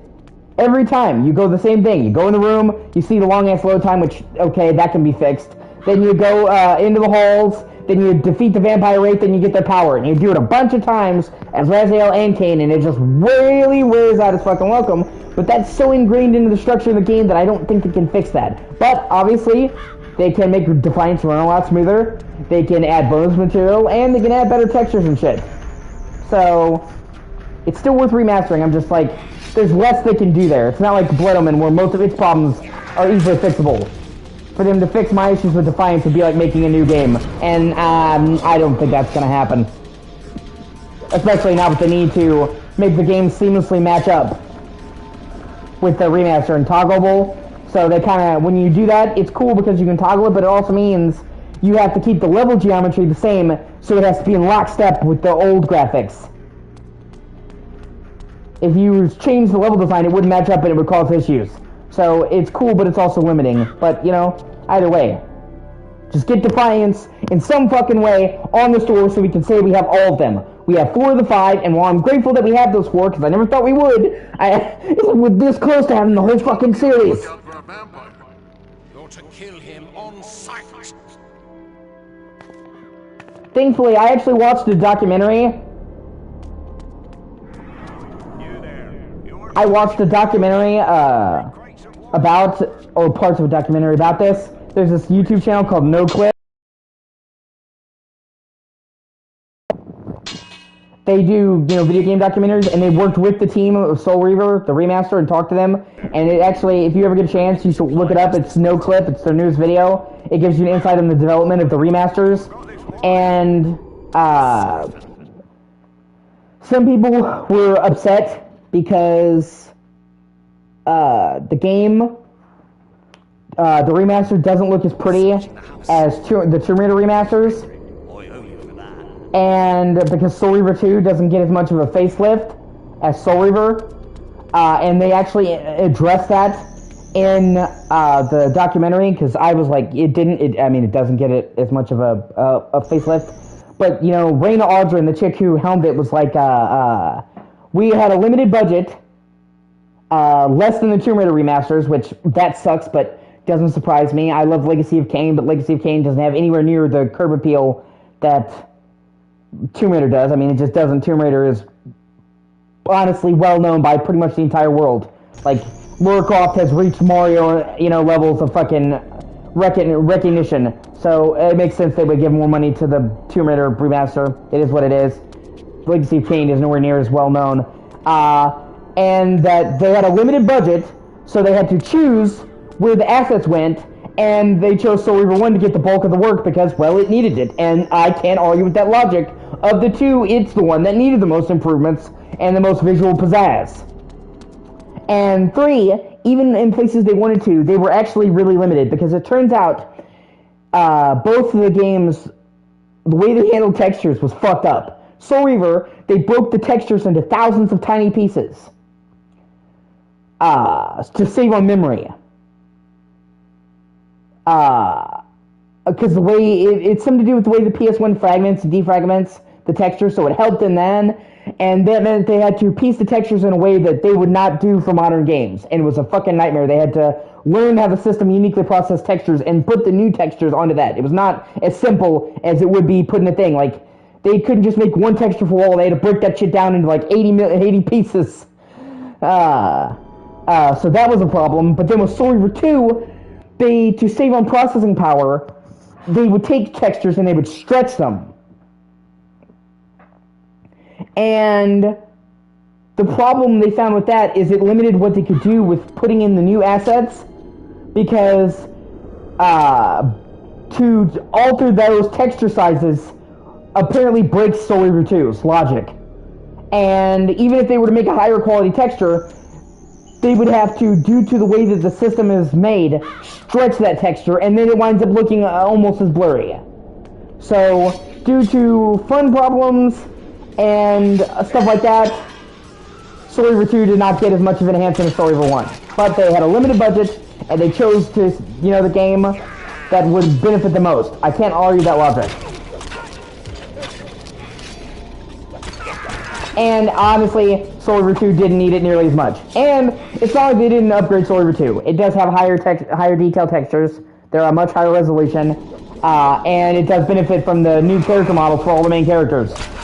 So obviously all the characters look better. You know, all the monsters look better. So it's not like they just didn't touch it up. So it did get improved. It's not quite over yet. Because Tomb Raider 1 through 3 actually kept getting massive updates. It has gotten 4 big-ass patches. And those patches, the last one came last month, almost a year after the game launched. So,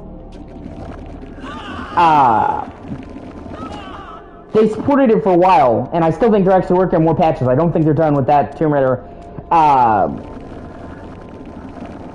And those patches made massive improvements Because, you know, the remasters of Tomb Raider 1, 2, and 3 were great. It's good to see you, Mary. They were great, but they had problems here and there, and they, like, the patches were doing the community said. So, the remasters for the remasters for Tomb Raider 1, 2, and 3 were already good to start with, but they got even better over time, and got massive improvements through patches, listening to fan feedback. Like quick save, quick load, you know, because you could save at any time, but you had to open the menus, so they added hotkeys to save and load quickly. Stuff like that, you know, adding outfit select, so you could have any of Laura's outfits in any of her game, which is super fucking cool, especially because in Tomb Raider 1, she basically wears one outfit the whole game. So they added a lot, and they did fan feedback, and I think they're going to continue doing good work on the remasters for Soul Reaver. They're going to add more stuff and listen to fan feedback and do that. So Soul Reaver remaster is already good. I already think it's good, but it will get even better over the coming months, I firmly believe. And on top of which, many of the shortcomings I've just said, I believe will be fixed in patches the same way with Tomb Raider. You know, they're a small studio. They had a limited budget. And they are bound by deadlines. They're fucking part of Embracer, and Embracer really sucks about pushing games out, so they were limited in that respect. But you can't really blame Aspyr for that. They're working in the constraints they were given, and you just gotta wait until the game gets out in the wild. And on top of which, like I said, Tomb Raider got a much bigger budget for the remaster, but even the Embracer CEO, who I fucking hate because he's the reason why they closed down like 50 companies, his stupidity, his name is Lars Winnefor, or I don't know how you pronounce it because it's a Swedish name, but that's how I'm gonna fucking say it.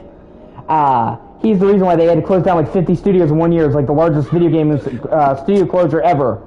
Because he didn't get the contract signed in writing, so he's buying all these studios to get an acquisition that he didn't have in writing. He's a fucking tool.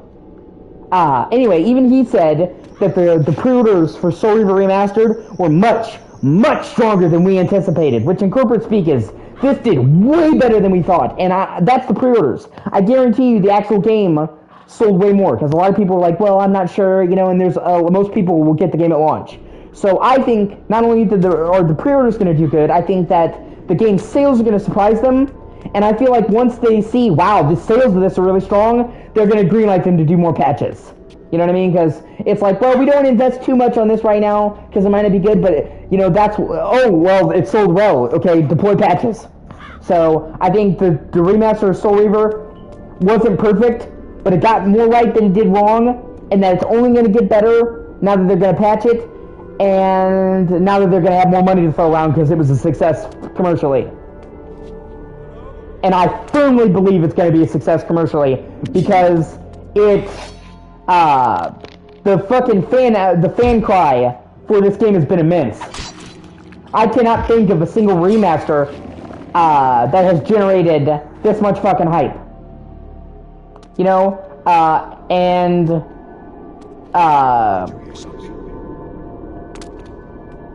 especially not with a tiny budget, you know? Like, Zero Dawn's remaster got hype, but that's Sony. They had a ton of marketing budget for that. This is Aspyr. They don't have that much marketing. This collection was mainly fucking word of mouth. And he did super well. You know, and one thing I will say about Legacy of Kain fans, you know, of course there's always going to be chos, there's going to be dicks, there's going to be assholes. But one thing I will absolutely say about Legacy of Kain is that it has one of the best fan communities I have ever seen. Okay? They're more welcoming than they're not. They embrace the community, they help people get into the community, and they fucking show up and they show out. As soon as Crystal Dynamics said, oh, we're having a poll to determine what people want to see from us, fucking Legacy of Kain fans flooded that fucking poll. They didn't even mention Legacy of Kain. They just fucking swarmed because, oh, it's Crystal Dynamics? And 200,000 votes for fucking Legacy of Kain shit. The most that they had ever gotten in a vote fucking ever. So, I mean, at the second, oh, wait a minute, you guys taking a poll for future games? They flooded that shit. The pre-orders, fucking on that shit day one. So, you know, I know that the Legacy of Kain community is not going to let this down. So I'm certain that it's, did incredibly well. Financially. I mean, obviously, relatively speaking, it's not going to do Grand Theft Auto numbers, but for the budget that it had and for the scale of the project, I guarantee you it far exceeded their expectations. So, I guarantee you either Embracer or Aspyr or both are probably already looking at more games in the series. And even in the documentary that I just mentioned, they straight up said, we're trying to gauge the interest in a new game, because they said, it's really expensive to make a new big 3D game, and they said especially to do it justice the way the fans would want it. So yeah, they're basically saying, we are testing the waters for a new Legacy of Kain game with these remasters. So, I mean, obviously he couldn't just come out and say it because Embracer would get on his ass, but he pretty much, said as clear as he could, the team, if you want more games, buy this fucking remaster. And obviously, yeah, I can't, I can't deny that logic. So, fingers crossed, we're going to get remasters, we're going to get the rest of them, and we're going to get a new fucking game. Because, God, obviously I want them to do a huge AAA fucking fuck you budget game, but dude, if they had to do a new Legacy of Kain game with a smaller budget, I would still be down for that.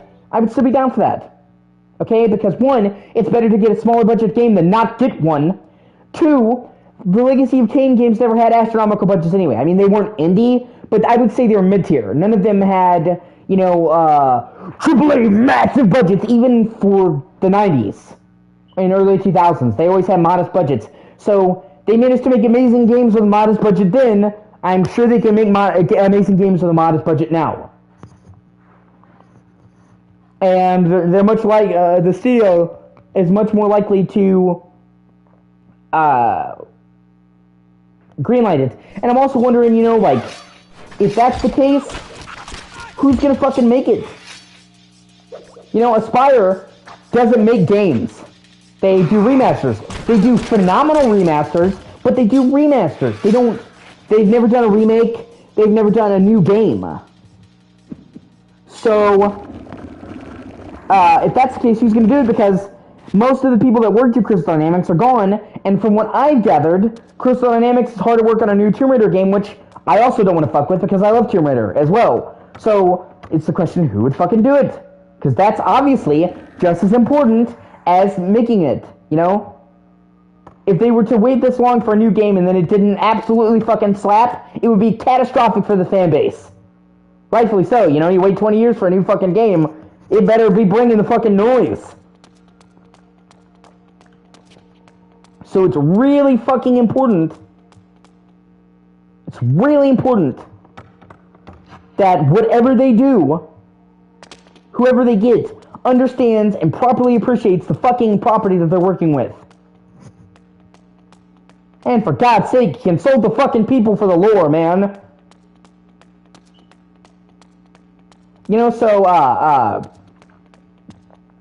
Maybe, I could see maybe, Aspyr could make a new Legacy of Kain game, with supervision.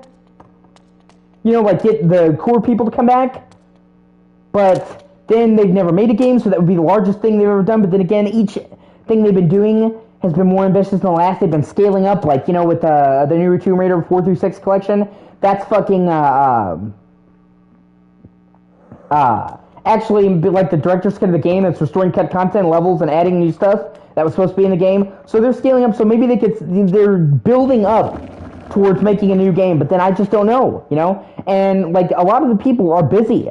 Daniel Kabuko, the main artist, super great guy. I've talked to him. He's a super cool fucking dude. He is busy being the art director of fucking Sony Entertainment. The whole fucking company. He moved up in the world. So he probably doesn't have time to come and consult anymore, because he's got, he's the art overseer for, 15 different studios. Amy Hennig, she's working on Marvel 1943, Rise of Hydra. Looks super great. But that is a massive scale fucking game. Probably not going to have time. And she's the writer for 4 of the 5 Legacy of Kain games. So it just won't feel the same without her. And then Simon Tippelman is thankfully alive and still doing game roles, so they could get him for Kain, which would be important, because if they did a new game, they clearly established at the end of Defiance that Kain was going to be going after the Elder God. Okay, but then Michael Bell, the actor for Braziel, he's still alive, but he hasn't done any projects in 6 or 7 years. He's not officially in retirement, but he's 87 years old.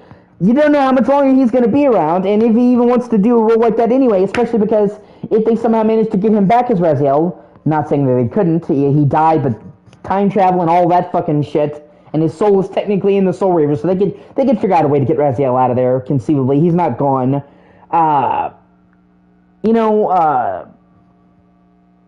Is he going to come out of retirement, especially because now they have motion capture, so it's like, it's a lot more work than he's used to, and he's almost 90 fucking years old, and then Tony J, the voice of the Elder God, who has a singular voice, he died back in, 2015, and the Elder God just wouldn't be the same without him. He has such a one-of-a-kind fucking voice, man. I can always tell him in other games. I'll play a game that I've never played before, and I'll have Tony J as the voice, because he did a lot of voice work. Shit, it's Tony J! The Bard's Tale. If you never played the Bard's Tale, fucking fantastic game. He's the narrator in that. As soon as I heard him, I'm like, oh shit, it's the Elder God! So, it would take a special voice actor to replicate that. He had a one-of-a-kind fucking dulcet tone, voice. But, so I'm not... It obviously would be an undertaking. It would not be easy to do. But, the opportunity is there. It has to be done right. They have to respect the fans, okay? Because if they tried to make it for the fucking modern day audiences, it would kill it. They have to know the established fucking lore and respect it, which obviously you've seen with the problems of Blood Omen 2 was a problem even for people that worked at Crystal Dynamics, let alone a new studio 20 years after the fact, especially because I would know, Soul Reaver fans, Legacy of Kain fans are really particular about getting the fucking lore right. Not that I blame them. It's a lore-heavy, story-rich series, so yeah, you kind of want to get that right. And then any new voice actors would have to be fucking amazing, because even back in the 90s, the fucking voice acting for Soul Reaver was legendary, and the bar for voice acting in games has gotten exponentially higher since then, so whoever they did to do the roles would have to fucking kick ass. And I'm sure they could get Simon Templeman back as Kain, because he's still acting in video games to this day, but other than that, I don't know.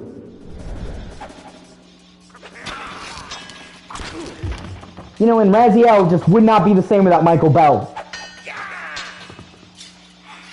And then there's fucking, are they gonna have Mobius come back? I know Mobius died, but remember, time travel's fuckery. If they have Mobius, Paul Edding, I think he's still alive. He's the singular voice for fucking Mobius. And, played Mobius in literally every role he was in. Is he gonna come back? I don't know what he's been doing. And then the question is, would it be better to just do a remake? Because not gonna lie to you, I could, a Blood Omen for modern audiences would be fucking fantastic. A full remake. But then, that would be insanely high budget. Okay? To do a proper 3D modern version of Blood Omen to today's standards would be a fucking mammoth undertaking. Think of all the different towns in Blood Omen and making them fully explorable. And, to modern standards, what people expect. Think of all of the overhauls it would take to make the combat fucking to modern standards. Obviously, if they're doing it, ideally, the best way to remake Blood Omen, or you would say would reimagine it, would be to remake it as an open world RPG. That is how I would do it. Kind of like Assassin's Creed is how I would do it, where you can climb buildings. Because that would incorporate Kain's agility and vampire shit, and there's all these great Victorian buildings you could crawl, and it's not Assassin's Creed where they're bound by the architecture of the time. They can make the architecture whatever. That's how I would do it.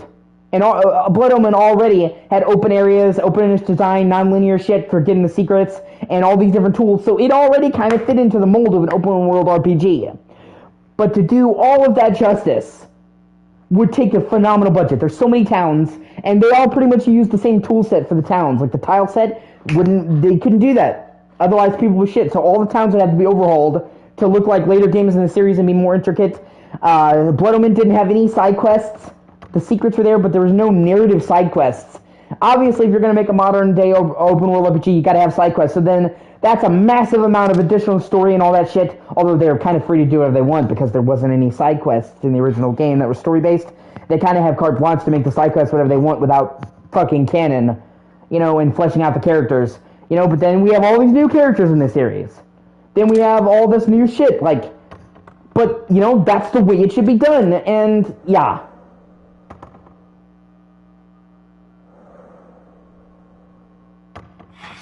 And then, on top of which, they wouldn't just be able to keep the story the way it was, okay?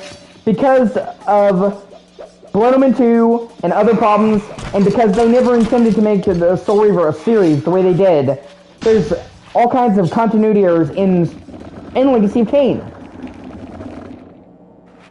Yeah, and things, you can float in this game, you can glide. It's kind of like a thing vampires do, man. So...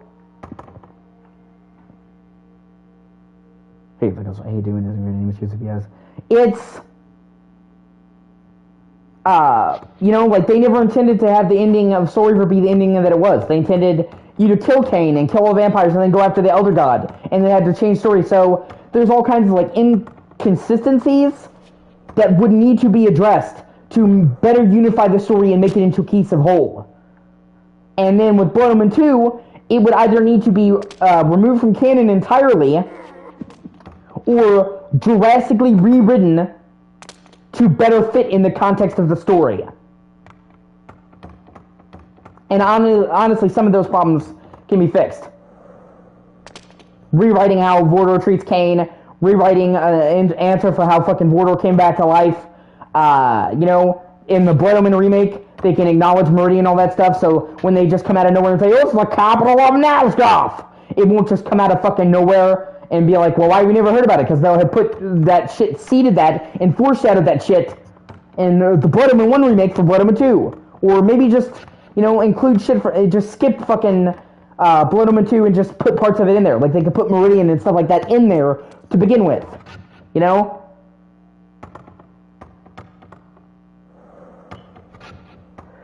And shit like that.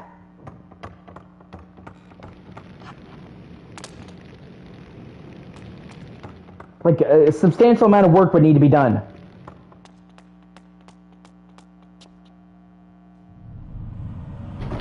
Oh shit, boss fight. Oh shit, is that the Seraphan Lord? I think it is. Or no, that's a heavy warrior. Man, his armor is fucking sick. Yeah, you're not laughing now, are you, cocksucker?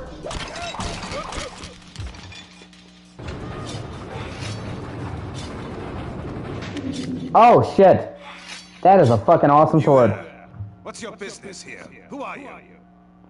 I beg you, be merciful, good sir. I was butler to the Bishop of Meridian, but the Seraphim, they're inside now. I thought I would wait here. Where are they? They accuse the Bishop of aiding the vampire resistance. They're looking for proof. I beg of you, do not tell them where to find me. I will do anything. Yes, you will. Tell me where to find the Bishop. I can't. I mean, I don't know. Also, the outfits in this game are fucking sick. And tell you I am sent by Vorador for the vampire resistance. Or shall I simply tear out your throat and continue my search? I leave the decision to you. The cathedral. He fled there. He thought he would be safe. Holy ground will not deter his pursuer. Where is the cathedral? To the northeast. But it will do you no good. You cannot enter without the proper authority. I suggest you show me the way. Now! Of course, sir. This way, sir. It is my pleasure to serve you. This tunnel will bring you again to the streets. I thank you. Good night. Man, that is a fucking sick... nope. Yeah. I mean, Kain is a fucking... hardcore vampire. Hold on. I think that's the end of the chapter. I'm not certain. I want to try the moveset of this weapon. God damn, he swings that thing light for such a heavy weapon. God, I love that. And the way it looks. Like, man, in his fucking outfit. I will say this, Blood Omen 2 has some fucking sick outfits for Kane. Like, this gold outfit, man, with the fucking skulls and that, is fucking peak gothic aesthetic. Okay, it's not the end of the chapter, I just didn't know. Because when you start a new chapter, they take your fucking weapons from you. Super annoying.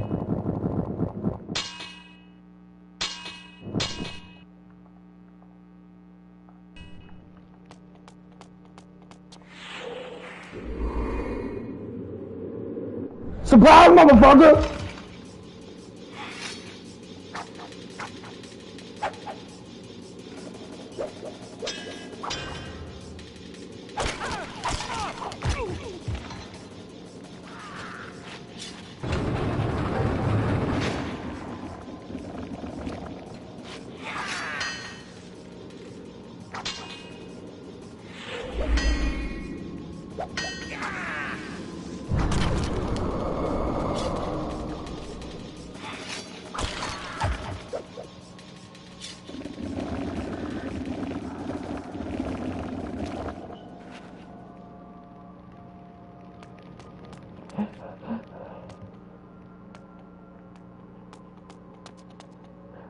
Okay, just making sure I didn't miss anything.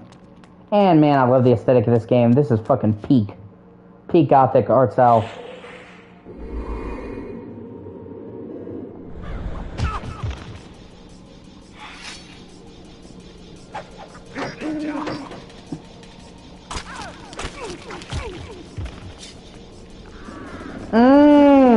Delicious blood.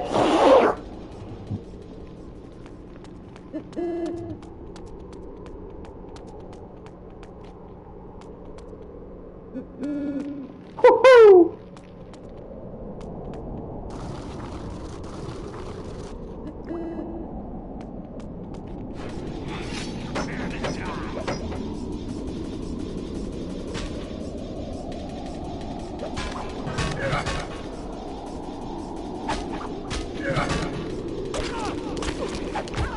After a certain point, you come to like Max's gay jokes.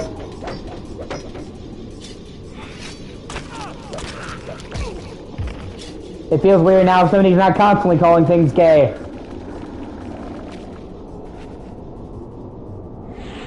And each weapon has a unique stealth kill. I really want to see the unique stealth kill for this weapon.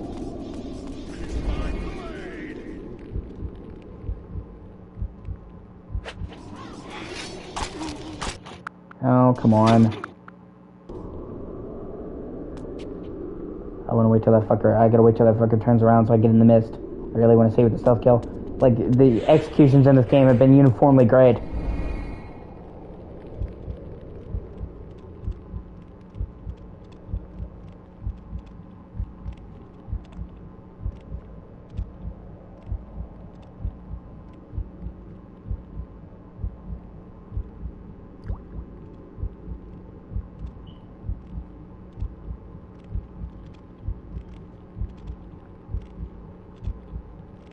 Yeah, come this way. Son of a... Okay, so I wait here long enough.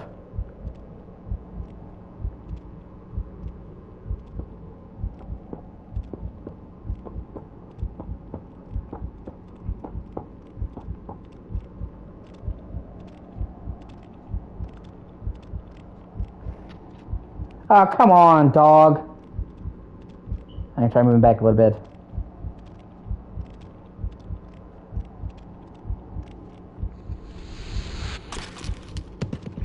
Yeah, you know, simple head chop. I mean, it's simple, but, you know, it's a classic. Okay.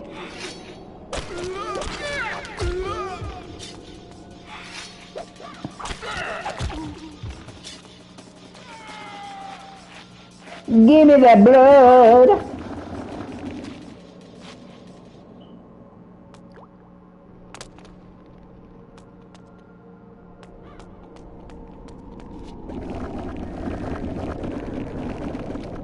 I was gonna clean my room, but then I sucked blood. I was gonna do the chores, but then I sucked blood. Now I can't see myself in the mirror, and I know why. Hey, hey, 'cause I suck blood, 'cause I suck blood, 'cause I suck blood.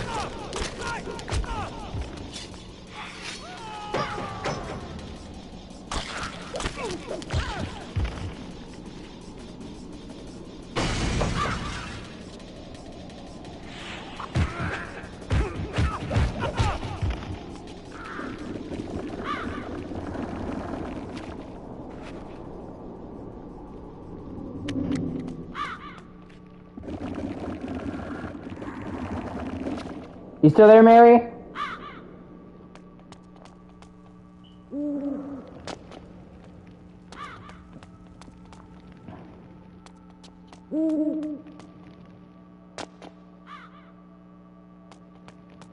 Oh, hey, sweet. Blue blood chests give you a lot. And then just give me the fucking ashes.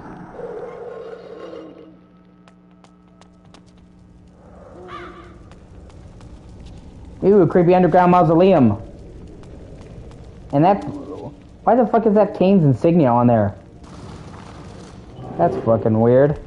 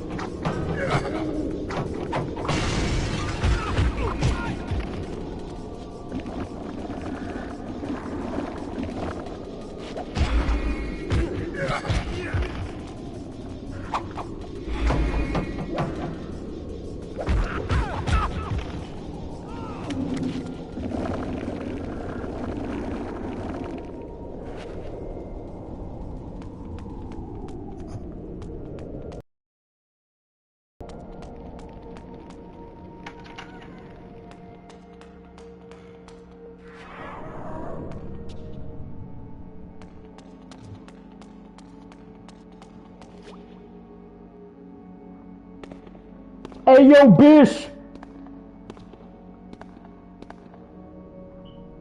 Greetings, old man.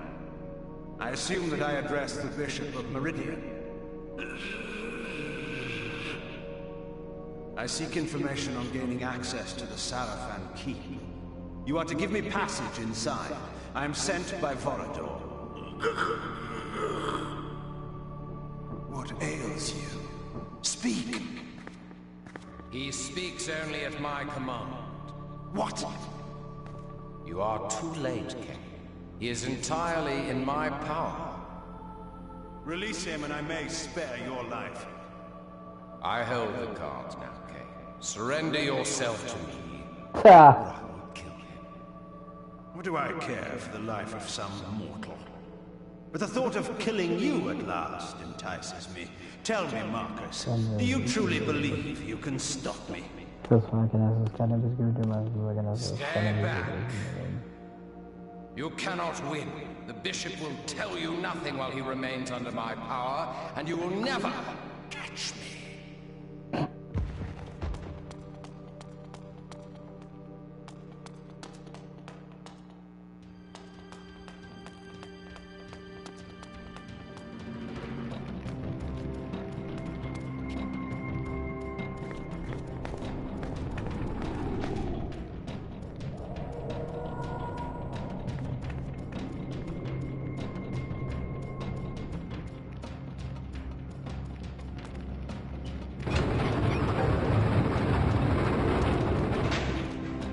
Get your bald nose, what you looking at back here?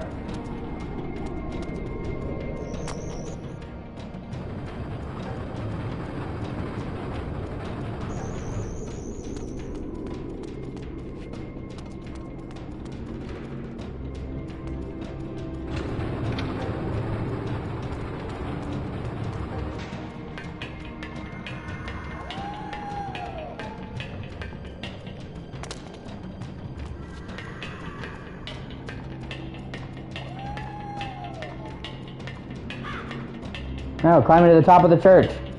Dramatic.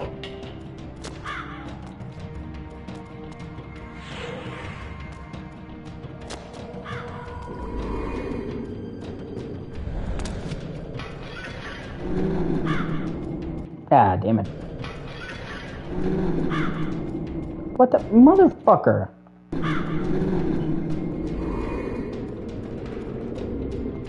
Whee!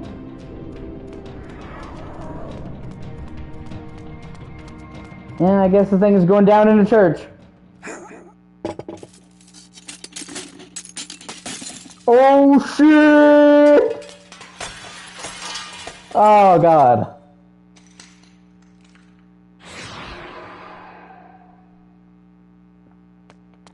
Don't be paranoid, Kane. I really am after you.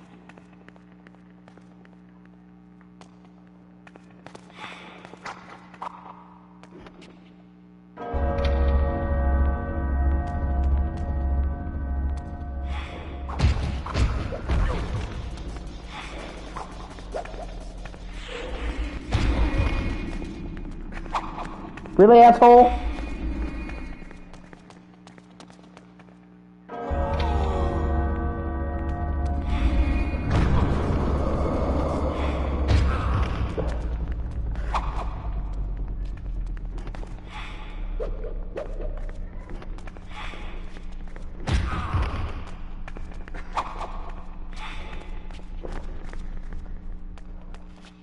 Shit.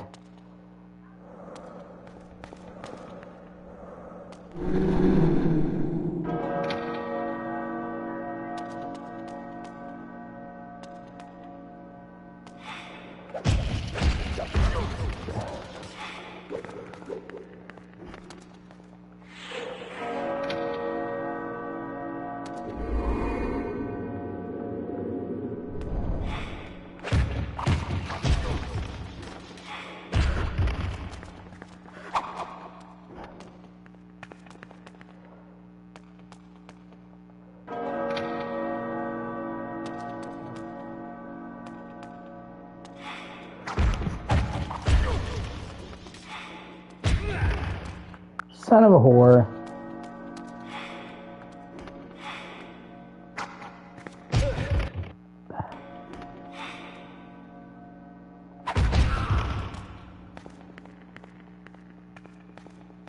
Oh, that's kind of interesting.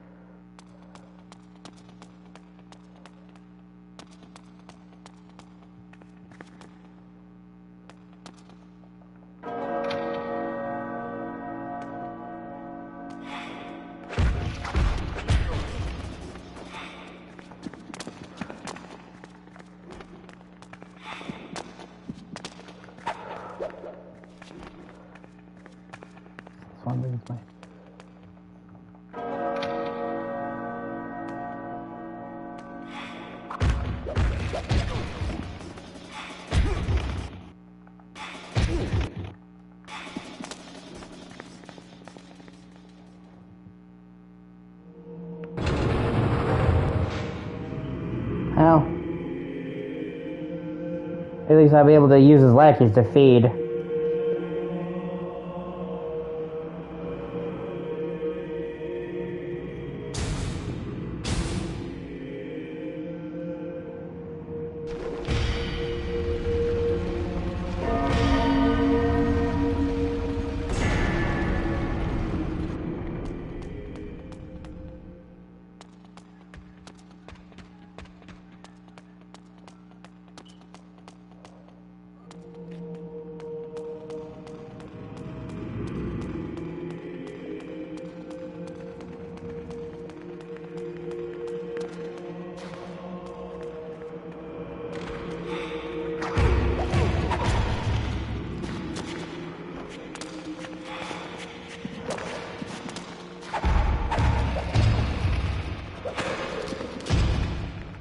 Oh, come on, dog.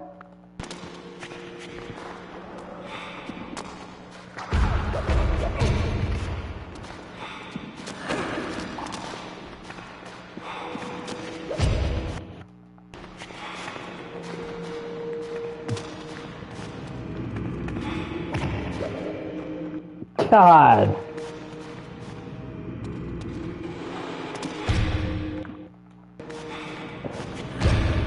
Yeah, I might be fucked.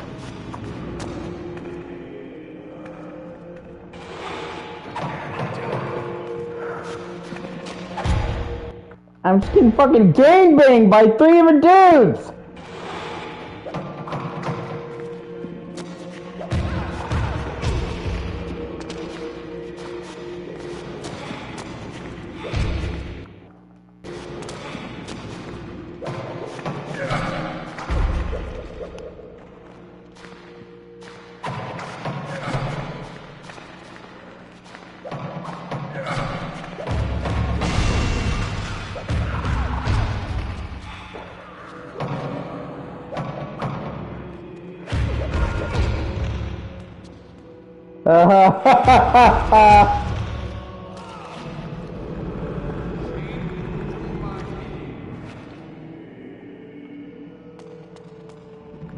Oh, thank fuck. Oh.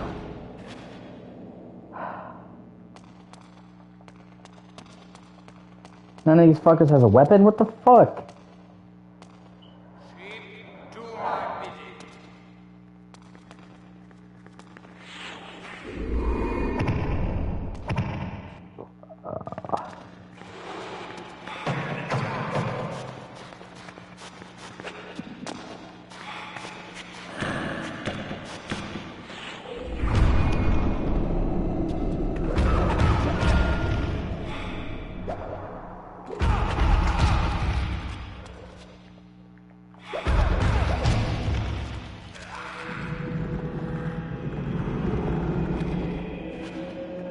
Fuck. Hey, look up place. Look up place.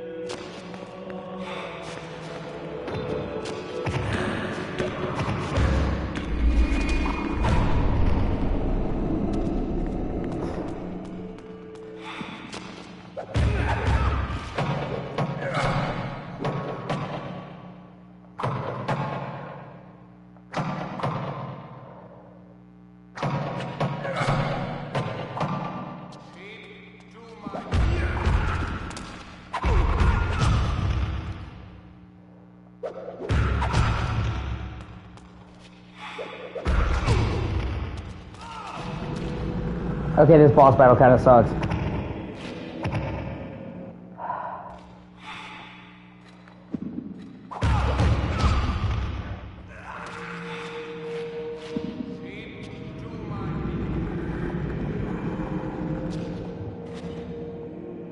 Echo, I love you. But I'm gonna beat your ass.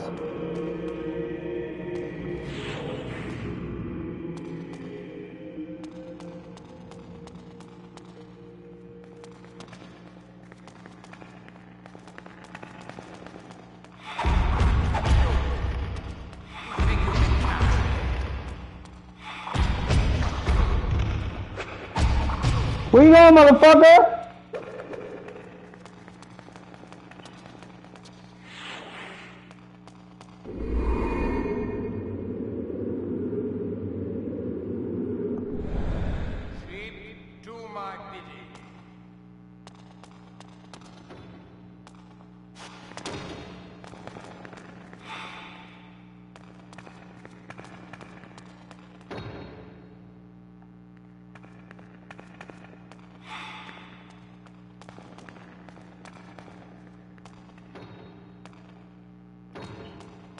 This way.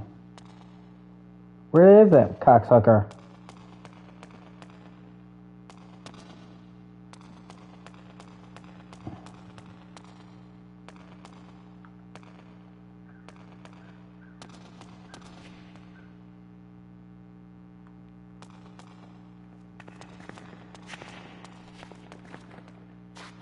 What, a fucking Nosferatu douche just disappear?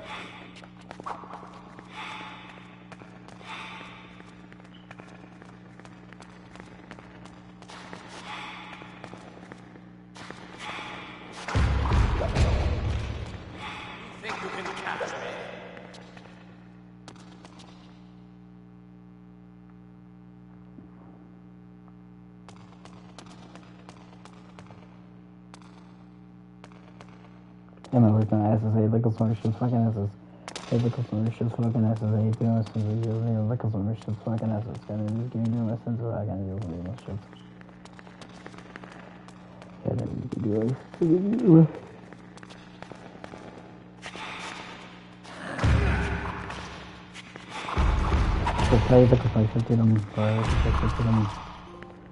Oh shit.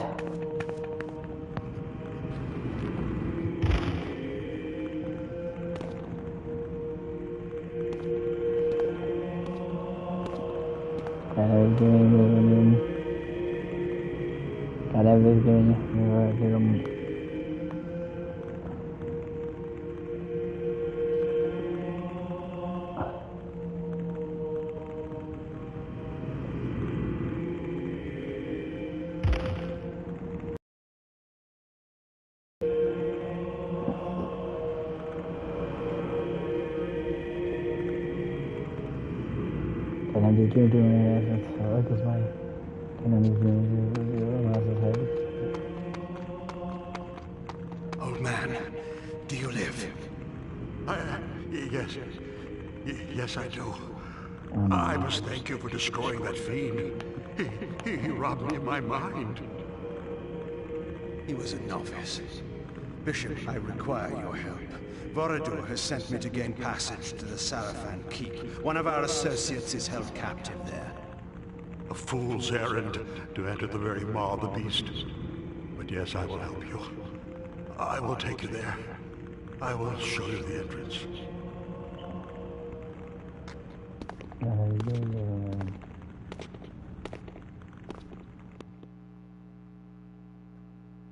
Chapter 5, The Sarafan Keep, House of My Enemy.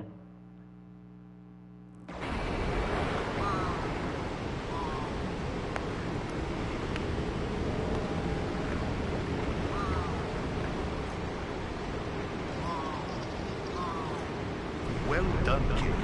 You have entered the Sarafan Keep at last. Not without difficulty. I encountered another old friend on the way. Marcus. I see. Then may I assume that another of the Sarafan Lord's guardians have fallen? You may. Many times I attempted to persuade Marcus to join us, but he would not heed me. My arguments were more convincing. I sense that Uma is being held in the uppermost reaches of the keep. You must hurry. She is to be executed soon. Where is the Sarafan Lord? Is he here? I do not know. His presence is masked from my senses. But you are no match for him yet, King. If you encounter him, hide. If he sees you, run. Run? Hide? Vorador, you do not know me. Your task is to find Uma quickly. Let nothing distract you. The information she obtained from the industrial quarter may allow us to defeat the Sarafan Lord at last. Do not destroy our only chance with hasty action. How sickened I have become with weary admonitions of safety and care. How I long to rend the flesh of my one true enemy. How I thirsted for the taste of his life's blood on my lips. Go, King, quickly. I will be watching.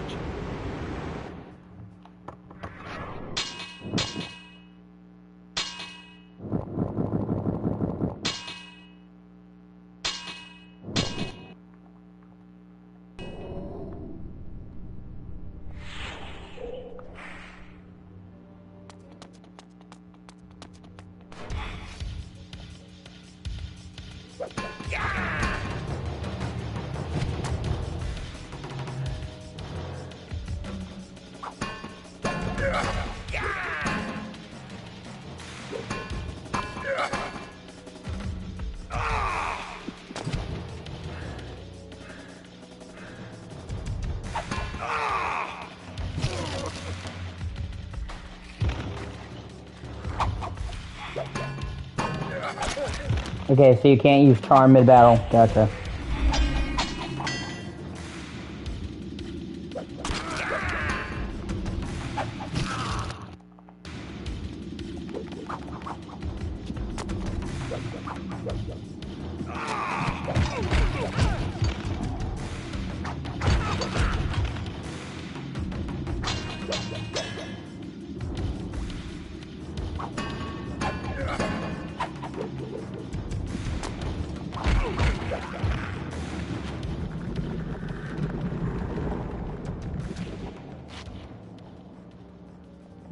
At least I have a fucking sword now, so there's that.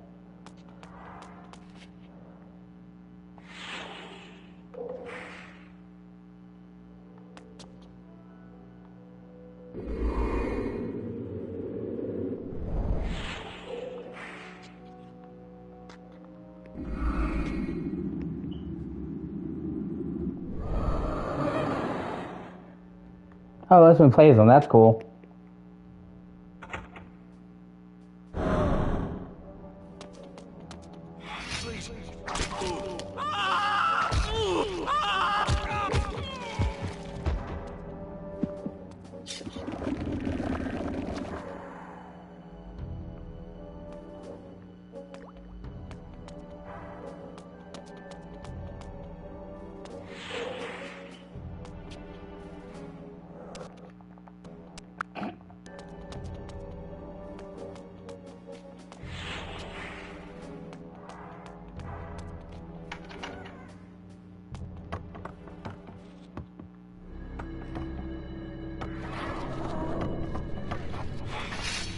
Actually, I wonder, can I hit them with Charma?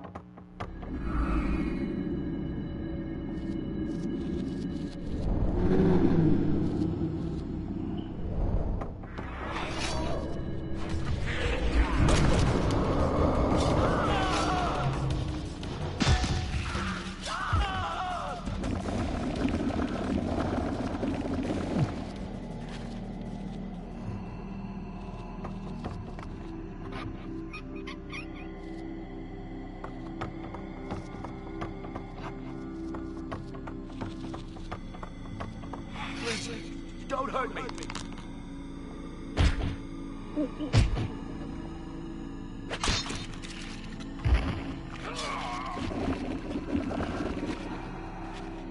Okay, that's a weapon upgrade chest. I don't want that right now. I'm gonna wait till I get the big ass fucking sword. And then use that.